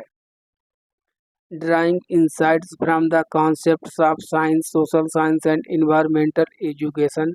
विज्ञान, सामाजिक विज्ञान, पर्यावरण शिक्षा की अवधारणाओं से अंतर्दृष्टि विकसित करना। इनवाइटिंग है environmentalist in classroom for a speech. पर्यावरणविदों को भाषण के लिए कक्षा में बुलाना। Inviting separate teachers for science and social science for a speech, मतलब अलग अलग शिक्षकों को भाषण के लिए आमंत्रित करना। इंटीग्रेटेड हमको ढूंढना है, इंटीग्रेटेड कहाँ पर मिल रहा है। इंटीग्रेटेड का मतलब होता है जुड़ा हुआ। ठीक है, related. Preparing different lesson plans for science and social science, science और सोशल साइंस के लिए अलग अलग से पाठ्य योजना को बनाना। तो सभी चीज़ें नॉनसेंस हैं, आप समझ गए होंगे कि सभी को इंटरकनेक्टेड करके, इंटर रिलेटेड करके जोड़ कर किस ऑप्शन में पढ़ाया जा रहा है, वो है ए। बच्चों में विज्ञान, सामाजिक विज्ञान, पर्यावरण शिक्षण की अवधारणाओं से रिलेटेड अंतर्दृष्टि का विकास करना, इंसाइट को डेवलप करना।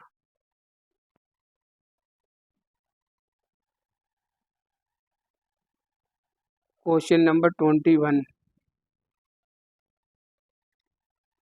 Identify the objectives with which riddles have been included in EVS. EVS में पहेलियों को क्यों रखा गया, इसके पीछे ऑब्जेक्टिव क्या है, बताइए। इतना ही क्वेश्चन है कि जो पहेलियां हैं, रिडल्स हैं, उनको क्यों रखा गया है।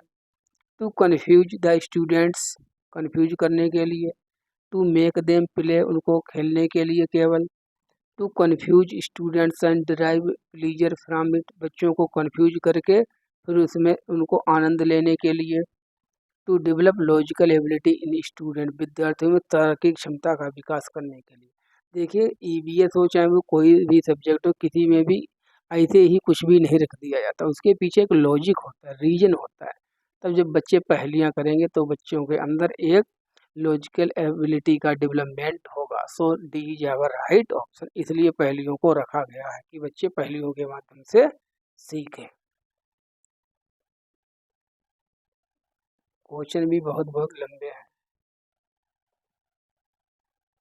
Reema, Reema gives an assignment to her student to collect information on different festivals celebrated in different parts of the country and display it in the classroom. The objective of this activity is to, एक रीमा नाम की लड़की है ने अपने विद्यार्थियों को देश में जो विभिन्न हमारे फेस्टिवल मनाए जाते हैं, उत्सव हैं, उनके बारे में जानकारी को इकट्ठा करने के लिए कार्य दिया और उन्हें कक्षा में फिर जो जानकारी इकट्ठी करके लाई उसको प्रदर्शित करने के लिए कहा कि बताइए क्या क्या आपने जानकारी इकट्ठी की है। तो इस क्रियाकलाप का उद्देश्य क्या है, ये रीमा क्यों करवा रही है ऐसा, उसके पीछे उसका उद्देश्य क्या है, बताइए।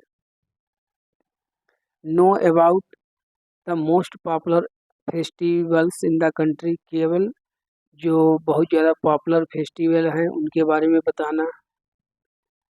Sensitize students about diversity of culture our country, बच्चों को अपने देश की संस्कृति की विविधता के विषय में संवेदनशील बनाने के लिए।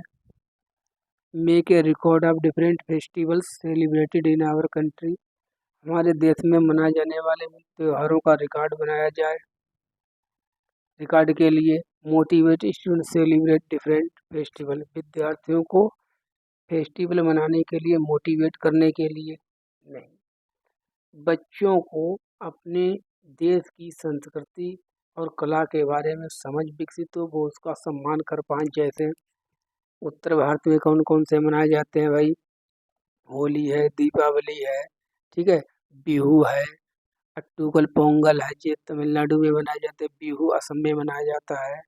तो ये अलग अलग जो भारत में क्षेत्र हैं, अलग अलग त्योहार मनाए जाते हैं, ये हमारी डाइवर्सिटी को इम्प्रूव करते हैं, बढ़ाते हैं, दिखाते हैं। जैसे ये देश है इंडिया, इसमें जो नागालैंड है वहाँ पर हॉर्नबिल होता है, ठीक है, और बिहू जो हम बता चुके हैं, ठीक है, अट्टूकल पोंगल है, जल्लीकट्टू वगैरह है, ये सब फेस्टिवल कहाँ होते हैं, ये सब हमारे देश में ही है। होली है, दिवाली है, ईद है, ये सभी पर्व हमारे यहाँ मनाए जाते हैं। गुरु पर्व है।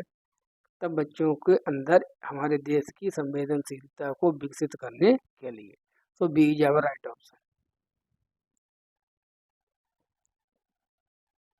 23 इफेक्टिव डिस्कशन।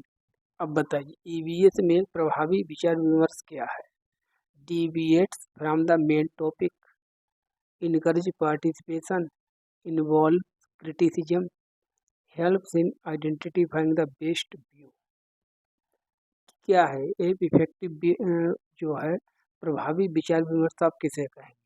तो जो प्रभावी विचार विमर्श हम उसको कहेंगे, जैसे जो हमारी क्लास है, अगर मेरी क्लास में सभी बच्चे इसमें पार्टिसिपेट कर रहे हैं, कोई जैसे मुद्दा है, इशू है, उसके ऊपर सभी बच्चे अपने अपने डिफरेंट व्यू दे रहे हैं, एक दूसरे के व्यूज़ को काट रहे हैं, आलोचना कर रहे हैं, गलत है तो क्यों गलत है, लॉजिक दे रहे हैं, प्रॉपर रूप से बातचीत कर रहे हैं, तब बच्चों का पार्टिसिपेशन, जो मैंने पहली लाइन बोली थी, पार्टिसिपेशन ऑफ द चाइल्ड, बच्चों का जो है पार्टिसिपेशन इम्पोर्टेंट है ईवीएस की क्लास के लिए।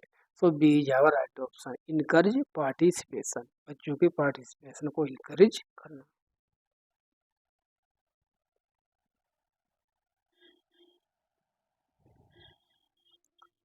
If you find any topic in EVS difficult to teach, what would you do as a teacher? आपने देखा कि कोई एक ऐसा टॉपिक है जो ईवीएस को पढ़ाने में डिफिकल्ट है, तब आप एक टीचर होने के नाते क्या करेंगे। रिपीट द मेन पॉइंट्स, जो मेन पॉइंट है उनको रिपीट कर देंगे। डू क्वेश्चनिंग विद स्टूडेंट, विद्यार्थियों से प्रश्न करेंगे। Read it and teach it, इसको पढ़ेंगे फिर पढ़ाएंगे। Use strategy of team teaching, समूह शिक्षण की पद्धति का उपयोग करेंगे। बताइए क्या करेंगे। मान लीजिए मुझे ही कोई टॉपिक नहीं आ रहा है, ईवीएस का मैं टीचर बना बैठा हूँ, तब मैं उसको कैसे हैंडल आउट करूँगा। तो सबसे अच्छा तरीका है, एक बात ध्यान रखना, जो कि मैं चीज़ अपनी लाइफ में 100% अप्लाई करता हूँ। अगर कोई चीज़ नहीं आती तो उसको मत पढ़िए, ठीक है, गलत मत पढ़िए, ना ही किसी को कभी गलत पढ़ाना। गलती से गलती हो जाए वो एक अलग केस है, ठीक है। तो इसलिए जो चीज़ नहीं आती उसको पढ़ लो, अच्छे से अपने आप समझ लो, बाद में पढ़ा दो। तो C is our right option, read it and teach it, उसे पढ़िए और पढ़ाइए।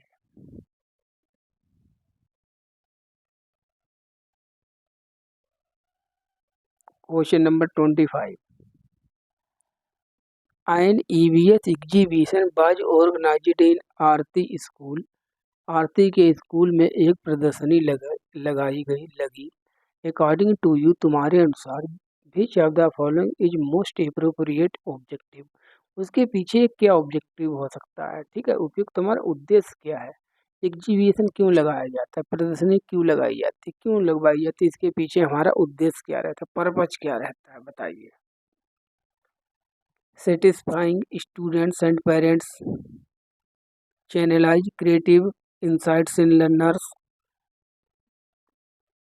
Pleaser the principal and colleagues, प्रधानाध्यापक और सहकर्मियों को प्रसन्न करना, train learners for future career options, विद्यार्थियों को भावी पेशों के विकल्पों के लिए प्रशिक्षण देना। तब जो हमारी जो एग्जीबिशन लगाई जाती है, जो प्रदर्शनी लगाई जाती है, जिससे बच्चे डिफरेंट डिफरेंट प्रकार का कंटेंट देखते हैं, ठीक है, बुक्स वगैरह देखते हैं, तो उनके अंदर एक क्रिटिकल थिंकिंग डेवलप होती है और उनके अंदर क्रिएटिविटी कहीं ना कहीं जन्म लेती है। वो जब डिफरेंट डिफरेंट टाइप के कंटेंट देखते हैं, बुक्स वगैरह देखते हैं, चीज़ों को देखते हैं। So B is our right option, channelise creative instinct in learners.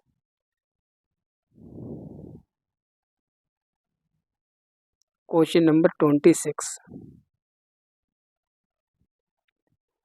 The method of teaching learning process in EVS does not depend.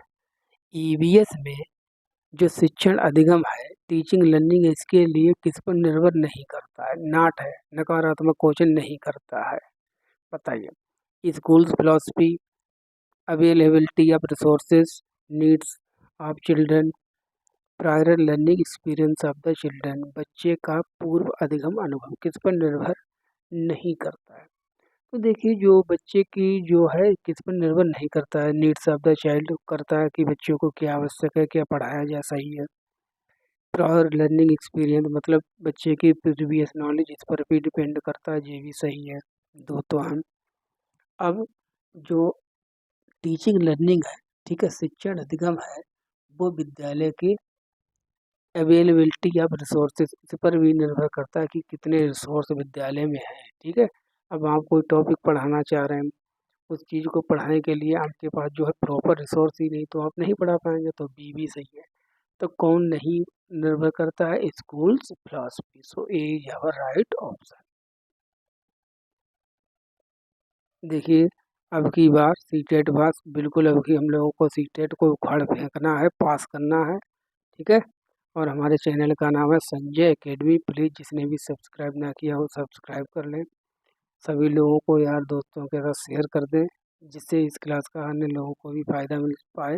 ठीक है, लाइक कर दें क्लास को, और यहाँ पर इस चैनल को जो है सब्सक्राइब करने के बाद ये हमारा टेलीग्राम ग्रुप है, इसको आप ज्वाइन कर लीजिए। इसमें आपको इसकी पीडीएफ वगैरह मिल जाएगी, और सीडीपी की सभी पीडीएफ यहाँ पर सीडीपी की जो है सभी जो पीडीएफ है वो इसमें पड़ी हुई। Just 1 minute.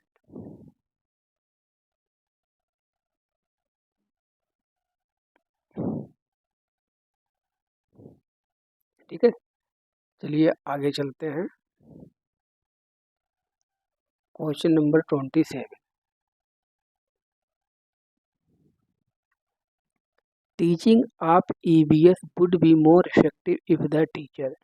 जो ईवीएस का शिक्षण है अधिक प्रभावी होगा यदि शिक्षक कैसा हो, बताइए। Conduct various meaningful and relevant activities, विभिन्न अर्थपूर्ण और संदर्भित क्रियाकलापों का संचालन करे। Has command on her subject, केवल सब्जेक्ट पर कमांड है। गिव्स होम असाइनमेंट, HW देता है after finishing the topic, topic को ख़त्म करने के बाद वो होमवर्क देता है। Tells objectives to students at the beginning of the topic, topic की शुरुआत में ही वो विद्यार्थियों को उद्देश्यों के बारे में बता देता है। तब देखिए, मैंने आपको पहले भी बताया है कि जो ईवीएस की टीचिंग है वो सबसे ज़्यादा इफेक्टिव कब होगी, जब हम बच्चों को अर्थपूर्ण चीज़ें पढ़ाएंगे। ठीक है, और जिस उम्र के बच्चे उसी उम्र के बच्चों के अनुसार चीज़ों को प्रोवाइड कराइए, पढ़ाइए। जैसे थर्ड क्लास के बच्चे हैं तो उनको उस हिसाब से एग्जाम्पल तो दो, 10th क्लास के बच्चे उनको उस हिसाब से एग्जाम्पल दो। अब थर्ड क्लास वाले बच्चे को अगर आप 10th क्लास के एग्जाम्पल देंगे तो वो समझ में नहीं आएगा। तब एक शिक्षक के लिए क्या करना चाहिए, conduct various meaningful and relevant activities.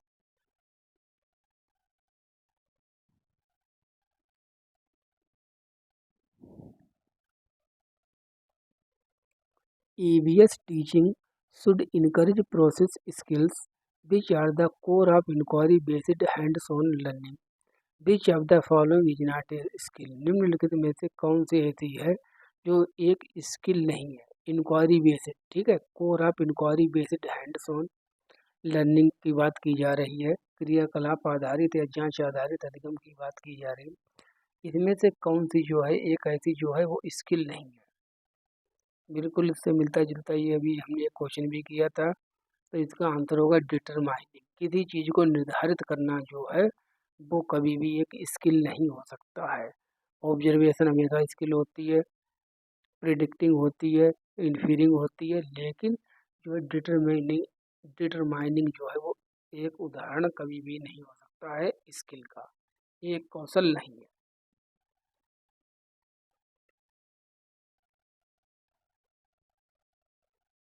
आगे चलते हैं। Question number 29। According to NEP 2020 environmental studies as a subject shall be taught in. बताइए किस क्लास तक EVS को पढ़ाया जाता है। कितना इजी क्वेश्चन है। Class third and second, class third fourth and fifth, class six to eight, class ninth to tenth. कौन कौन सी क्लास तक EVS को पढ़ाया जाता है। EVS 2020 के अनुसार, NEP 2020 के अनुसार, NEP 2020 के अनुसार जो है EVS को क्लास थर्ड फोर्थ और फिफ्थ, ठीक है, बी। क्योंकि सेकेंड क्लास तक तो होता ही नहीं है EVS, थर्ड क्लास से आता है EVS। थर्ड फोर्थ फिफ्थ में पढ़ाया जाता है। तो B is our right option.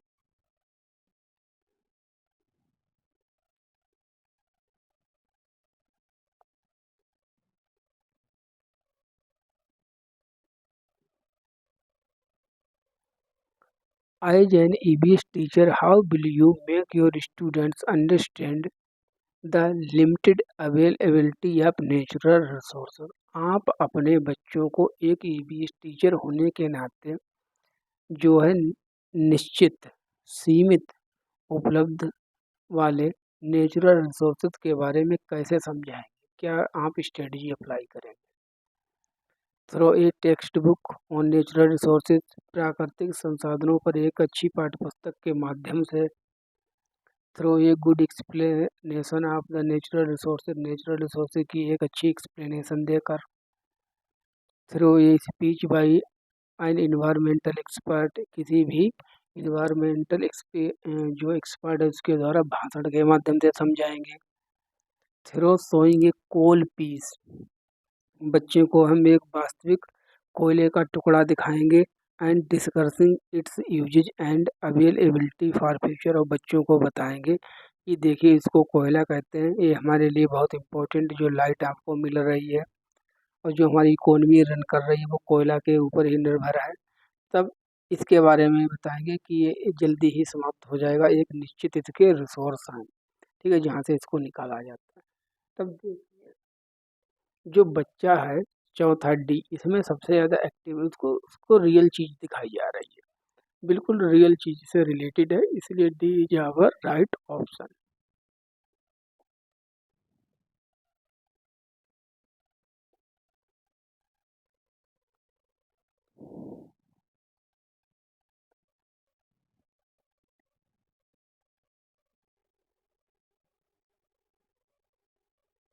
Question number 31 है हमारा।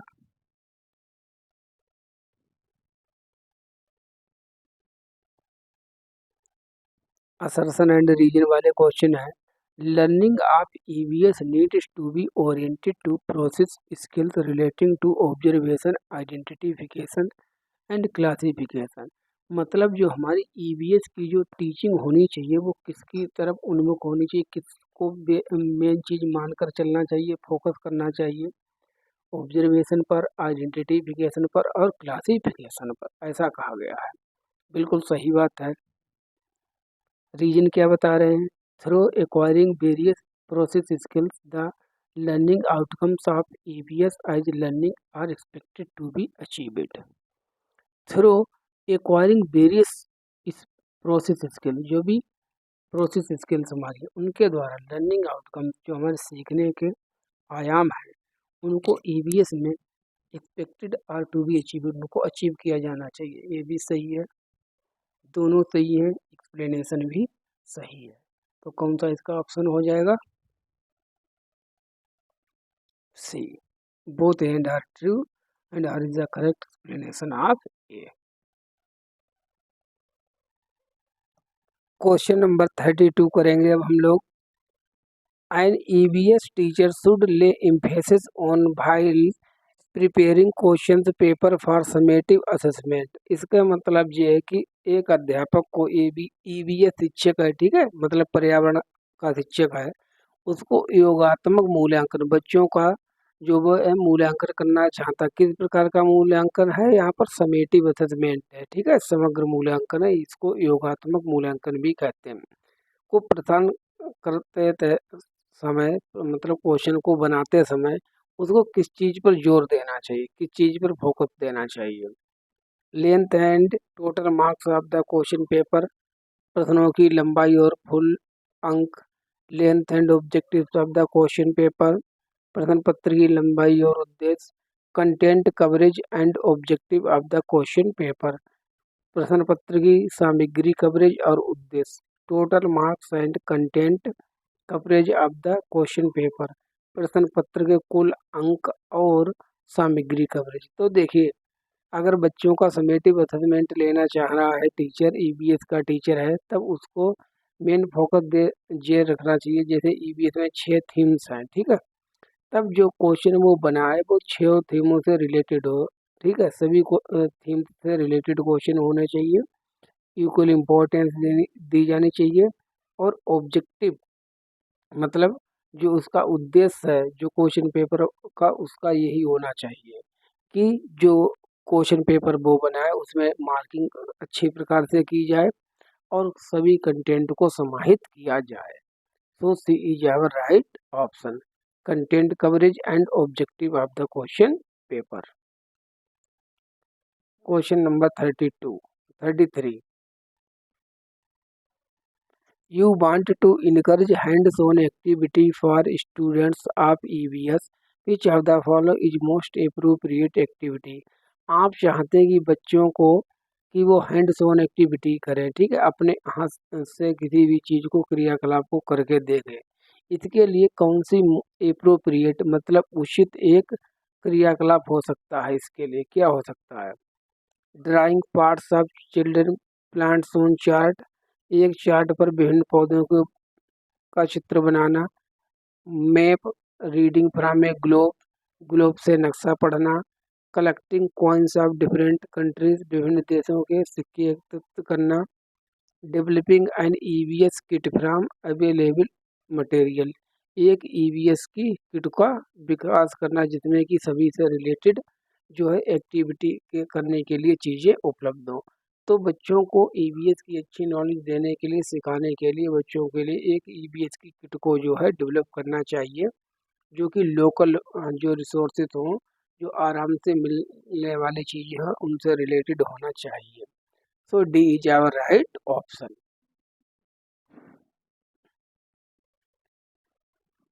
Question number 34। असर्शन और रीजन वाले क्वेश्चन बहुत पूछे जाते हैं, ट्रेंड चल रहा है नया। देखिए, field trips are an effective pedagogical strategy in EVS। जो EVS है उसमें जो फील्ड ट्रिप है, जो मतलब हमें यात्रा है, भ्रमण है, वो एक पेडागोजिकल रूप से बहुत ज़्यादा जो है इफेक्टिव है, ठीक है, शिक्षण शास्त्रीय रूप से प्रभावी है। क्या सही बात है? बिल्कुल सही बात है। फील्ड ट्रिप की तो बात ही की जाती है सबसे ज़्यादा EVS में। Field trip promotes memorisation of objects, events and places. जो फील्ड ट्रिप है वो चीज़ों को याद करने में और ठीक है, और इवेंट्स को और प्लेस को याद करने में एक बहुत ज़्यादा मुख्य रोल अदा करती है। बिल्कुल। अब मान लीजिए अगर आप कहीं भी फील्ड ट्रिप पर गए, आप जैसे नैनीताल गए, ठीक है, शिमला गए, शिमला के बारे में आप हिमाचल गए, तब आप जब फील्ड ट्रिप पर जाएंगे, घूमने जाएंगे, तब आपने शिमला में जो भी चीज़ें देखी वो चीज़ें फॉरएवर हमेशा के लिए आपको याद हो जाएंगी, ठीक है, और उस स्थान का आपने नाम नहीं भूलेंगे जहाँ जहाँ पर भी आप जाएंगे, ठीक है, और जो भी चीज़ें आप देखेंगे। तो इससे जो चीज़ें कंटेंट मेमोराइजेशन में भी हमको हेल्प मिलती है। तो इसलिए जो आर है वो भी सही है और बिल्कुल एक्सप्लेनेशन भी सही कर रहा है, ठीक है, एक्सप्लेन भी सही कर रहा है, कारण भी सही है। कथन और कारण दोनों सही होने के साथ ही साथ जो कारण है वो एक्सप्लेन भी सही रूप से कर रहा है। तो कौन सा ऑप्शन इसमें हो जाएगा? Option number C.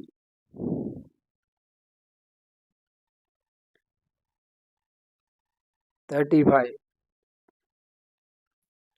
Assertion. At the primary level, EVS has themes instead of topics.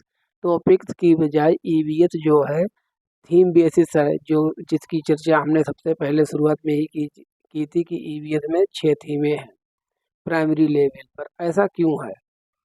Reason कहते हैं जे theme based EVS learning is easy for teachers and students as compare to topics. जो थीम बेस्ड इसलिए बनाई गई है जो कि टीचर को पढ़ने के लिए, ठीक है, आरामदायक हो। थीम बेस्ड है और टॉपिक से इजी हो, इसलिए क्या इसको थीमों में बांटा गया है। क्या ऐसा है?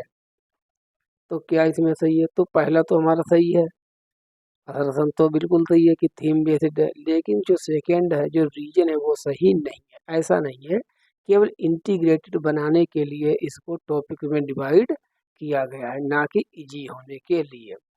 तब A is true R is false, so A is our right option. कितने कितने लेंथी क्वेश्चन है।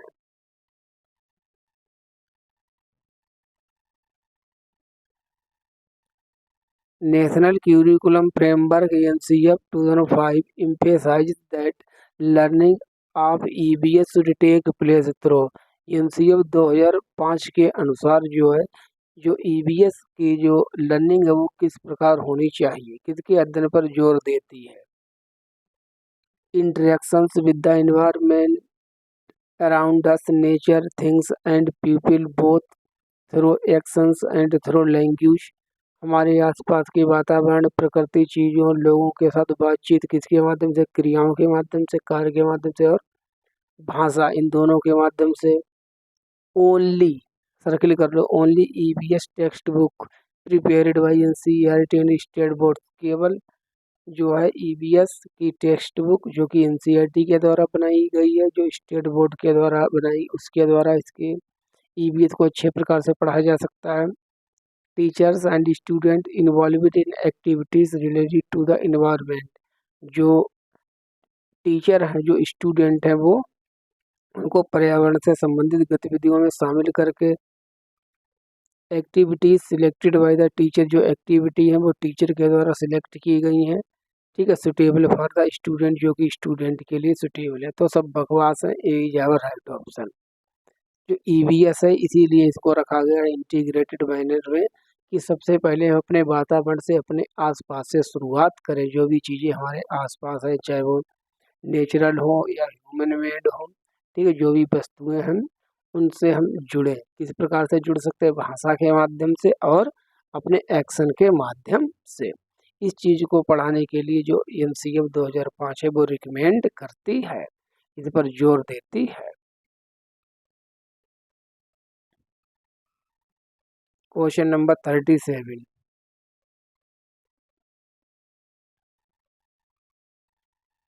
An effective way for a teacher to teach the topic germination of seed will be by।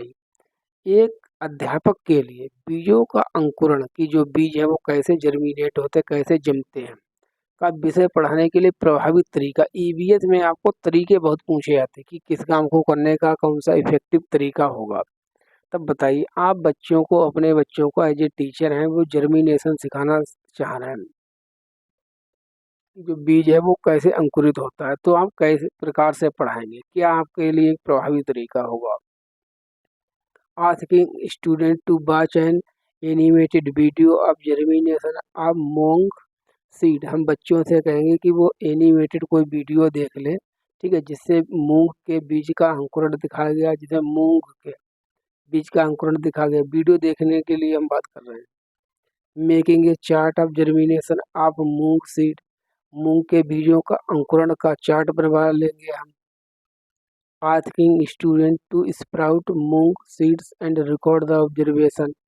विद्यार्थियों से मूंग के बीजों का अंकुरण करने के लिए कहेंगे और अपने अवलोकन रिकॉर्ड करने को कहेंगे कि तुमने क्या देखा, कैसे ये जर्मिनेट होता है। तो देखिए इसमें भी ऑब्जर्वेशन वर्ड आ गया है, और ऑब्जर्वेशन वर्ड एक पॉजिटिव वर्ड है।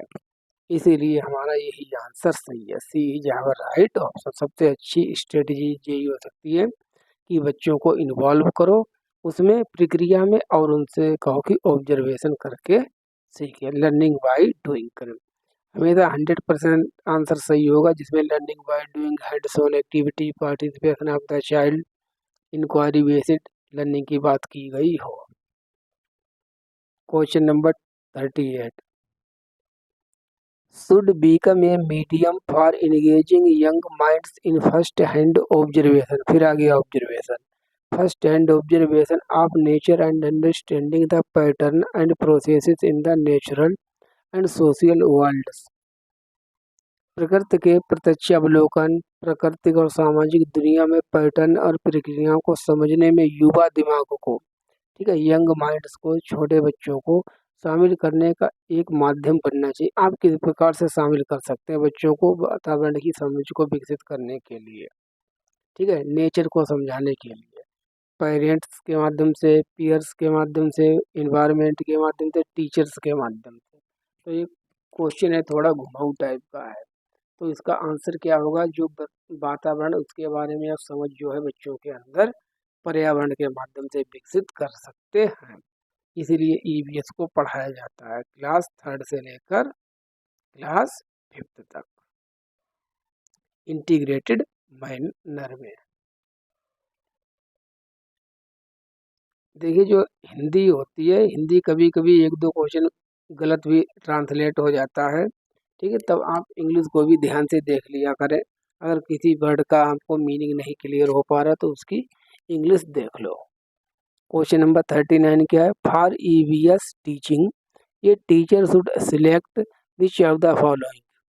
पर्यावरण अध्ययन शिक्षण हेतु अध्यापक को निम्नलिखित में से किसका चयन करना चाहिए। मतलब पर्यावरण अध्ययन शिक्षण हेतु किस चीज का चयन करना है, एक चीज का नहीं, 3 चीजों का नहीं करना, एक चीज का करना है। किस चीज को करना चाहिए, providing students opportunity to work alone, बिल्कुल यहाँ तक सही है। जिसने केवल कम ध्यान से पढ़ा वो गलत कर देगा और इसको सही मान लेगा अपॉर्चुनिटी देखकर, लेकिन यहाँ पर अलोन आ गया, अकेले काम करने के अवसर प्रदान करने के लिए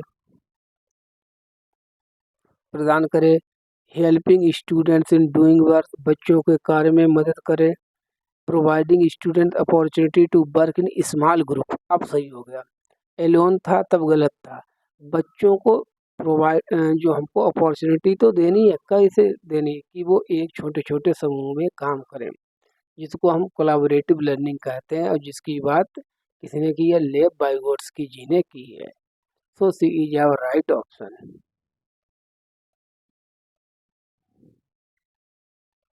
क्वेश्चन नंबर 40, टोटल 50 क्वेश्चन है। Which of the following processes describes the nature of assessment। निम्नलिखित में से ऐसी कौन सी प्रक्रिया है जो आकलन की प्रकृति को बताती है, किस प्रकार का आकलन होना चाहिए। Interactive, constructive, summative, evaluation.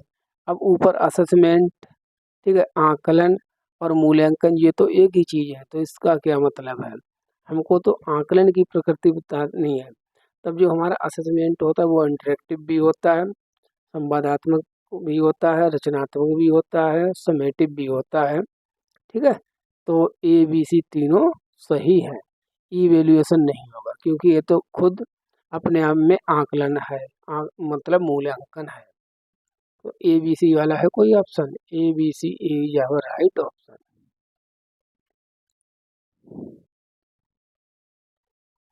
Question number 41, heredity is an abstract concept for students for class 5th। जो हेरिडिटी है वो कक्षा 5 तक के विद्यार्थियों के लिए अब्स्ट्रैक्ट कॉन्सेप्ट है। अब्स्ट्रैक्ट का मतलब अमूर्त होता है, ठीक है, अमूर्त। अमूर्त क्या होता है, अमूर्त वो चीज़ें होती जिनको हम देख नहीं सकते, छू नहीं सकते, जो हमारी माइंड में होती, जो कॉन्सेप्ट में होती हैं। Hina, an EVS teacher will organize for creating an understanding of heredity for her students। Hina है वो अपने विद्यार्थियों में हेरिडिटी की, आनुवंशिकता की समझ को विकसित करना चाहती है, तो उसको क्या करना चाहिए बताइए। हैंड्स ऑन एक्टिविटीज़, हाथों से क्रियाकलाप, रोल प्ले, भूमिका निभाना, एक्सप्लोरेटरी एक्टिविटीज़, अन्वेषणात्मक क्रियाकलाप, एनालिसिस ऑफ एग्जाम्पल। ये बहुत चैलेंजिंग क्वेश्चन है, समझ के करना, इसके आंसर गलत होने के बहुत चांस है। चैलेंजिंग क्वेश्चन है, क्वेश्चन समझ लीजिए। क्लास 5 के बच्चे हैं, जो हेरिडिटी है, आनुवंशिकता है, उसकी कॉन्सेप्ट उनके लिए कैसी अमूर्त है, आपको समझानी है। ठीक है, तो आप किस प्रकार से अच्छी प्रकार से बच्चों को समझा सकते हैं, तो इसके लिए क्या होना चाहिए, इसके लिए D our right option. Analysis of example, उदाहरणों का विश्लेषण देकर, जैसे मान लीजिए अपनी क्लास से उसने 5 स्टूडेंट को सिलेक्ट किया। ठीक है, सभी स्टूडेंट 5 हैं, सभी की अलग अलग आनुवंशिकता अलग अलग होगी। ठीक है, तब जब बच्चे जो उसने सिलेक्ट किए सभी की आनुवंशिकता होगी, तो सभी का उदाहरण थे कि देखो कोई लंबा है, कोई नाटा है, कोई मोटा है, ठीक है, कोई गोरा है, कोई काला है, कोई इंटेलिजेंट ज़्यादा है, कोई कम इंटेलिजेंट है। तो ये चीज़ें सब किससे रिलेटेड होती है, हमारी आनुवंशिकता से रिलेटेड होती है। तब इस अमूर्त कॉन्सेप्ट को सबसे अच्छी प्रकार के से एनालिसिस ऑफ एग्जाम्पल्स के द्वारा समझाया जा सकता है। आपको लग रहा होगा ए वाला ऑप्शन, ठीक है, ए नहीं है इसमें। इसमें आप ये बताइए एक्टिविटी क्या करवाएंगे, 4 लोग हैं, चारों की आनुवंशिकता अलग अलग है, इसमें आप एक्टिविटी कैसे करवाएंगे। तो सबसे अच्छा रहेगा एनालिसिस ऑफ द एग्जाम्पल, उदाहरणों के विश्लेषण के द्वारा।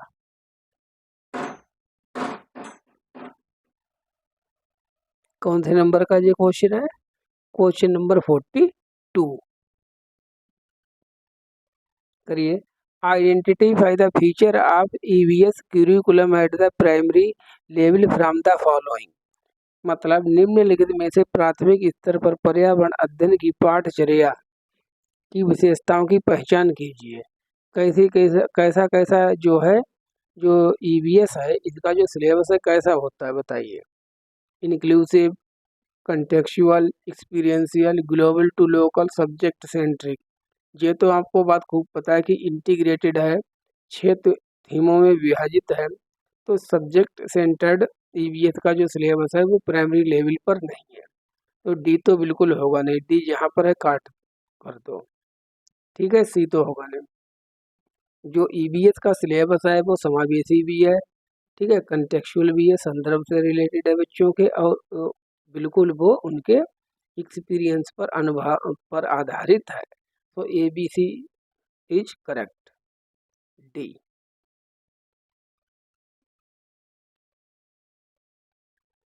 Question number 43।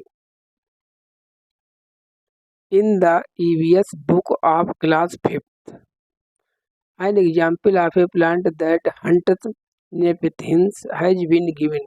What will be the most suitable for a teacher to do while discussing this?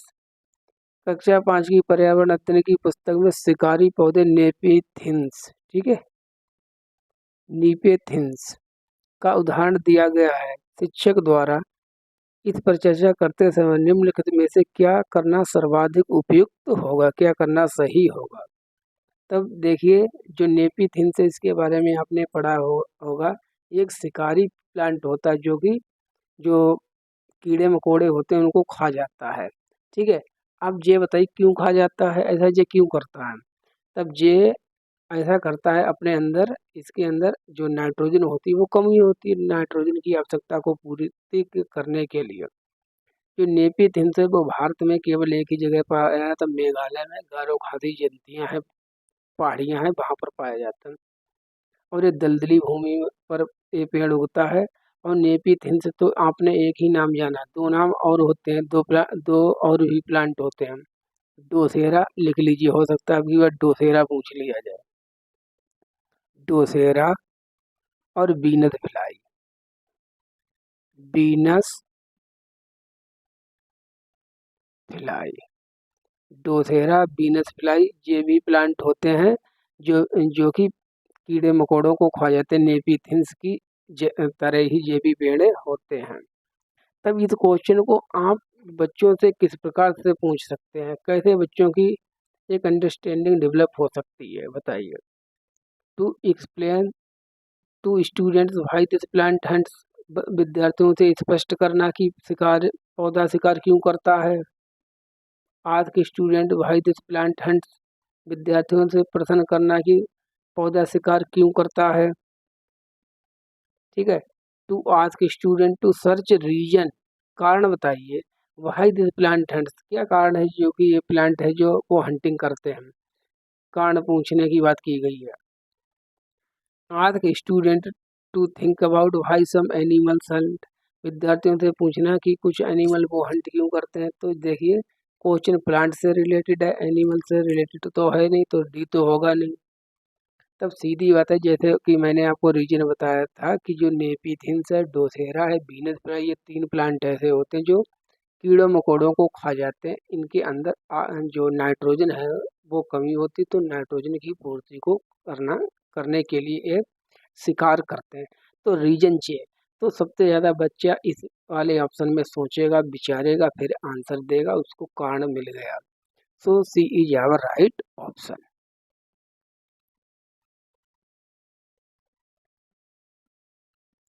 Question number 44।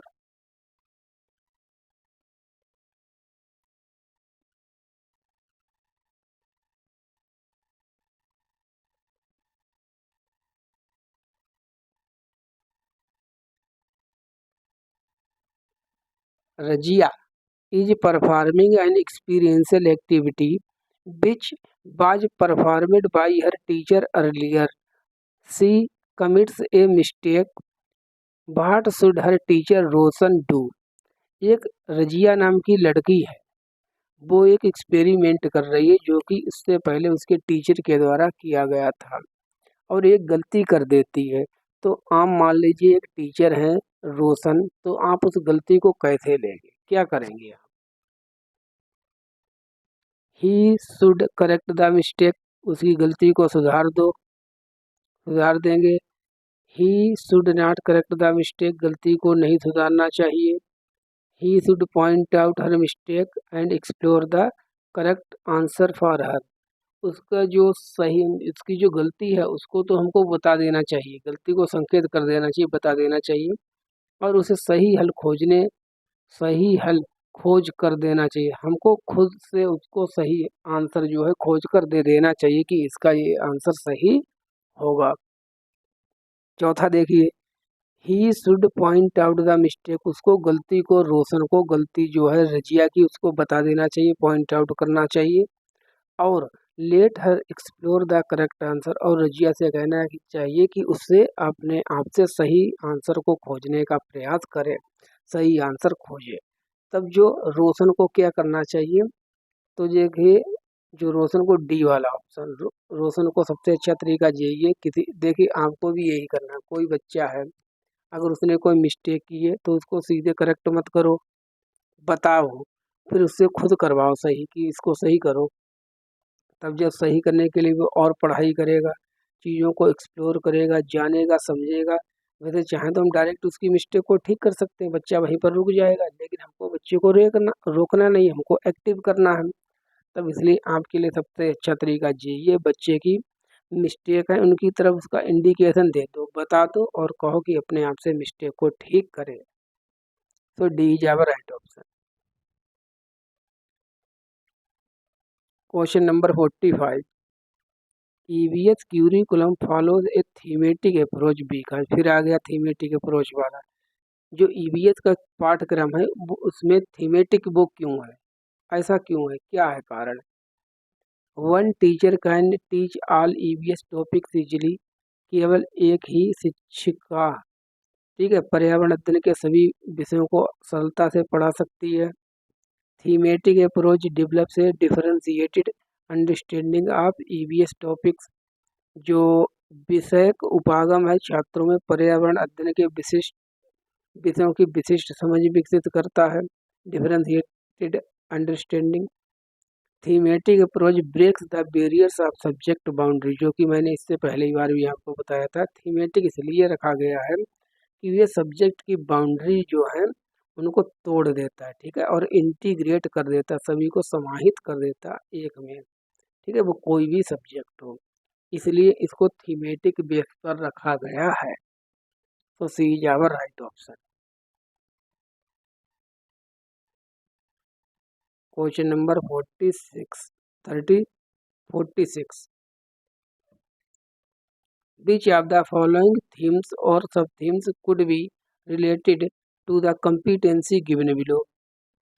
Evaluate various forms of discrimination in society। देखिए कितना घुमा के क्वेश्चन पूछा गया है। निम्नलिखित में से कौन से विषय उपविषय नीचे दी गई दक्षता से संबंधित है। मतलब जो थीम्स हैं उनसे रिलेटेड है। क्वेश्चन किस थीम से रिलेटेड है? समाज में भेदभाव के विभिन्न रूपों का मूल्यांकन करता है। अब ये समाज में जो है जो भेदभाव होता है, जातिवाद है, ठीक है, ऊंच नीच का भेदभाव चल रहा है, तो इसको आप किस थीम के अंतर्गत पढ़ते हैं बताइए। इन्वायरमेंट तो पूरा सब्जेक्ट ही है। फ्यूल के अंतर्गत, ईंधन के अंतर्गत पढ़ते हैं हम। वर्क एंड प्ले, काम और खेल के अंतर्गत पढ़ते हैं। प्लांट्स के अंतर्गत पढ़ते हैं। तो अब जो समाज में डिस्क्रिमिनेशन होता है, भेदभाव होता है, तो उसका पौधों से तो कोई मतलब नहीं, तो डी तो होगा नहीं। इसकी जो थीम है वो सी होगी। काम और खेल कैसे होगी, चलिए आपको दिखा लाते हैं। सबसे फर्स्ट पेज पर चलते हैं।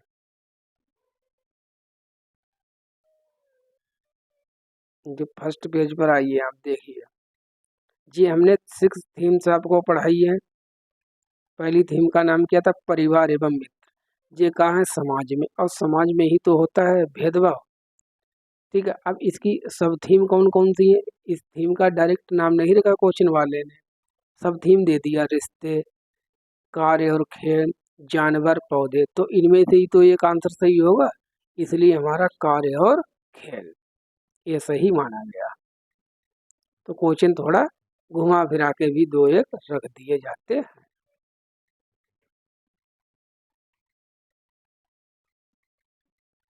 क्वेश्चन नंबर था 46 वाला था, ये तो हो गया था, यही था 46 वाला था। अभी इसका आंसर कौन था? वर्क एंड प्ले, क्योंकि ये किससे रिलेटेड है? एक परिवार से संबंधित है, ठीक है। परिवार एवं मित्र मतलब सोसाइटी से संबंधित है, समाज से संबंधित है।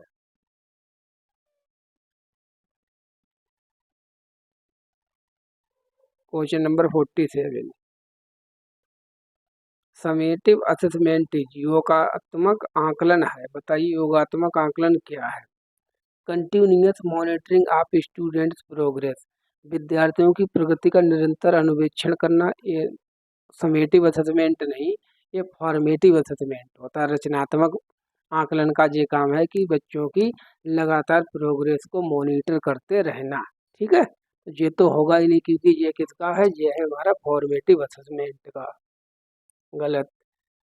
To provide feedback to modify on going teaching learning, विद्यार्थियों को फीडबैक प्रोवाइड कराना, ठीक है, कि उनकी गलतियां कहाँ पर है, उनको कहाँ पर उनको मॉडिफिकेशन करना चाहिए, कहाँ पर उनको बदलाव करना चाहिए।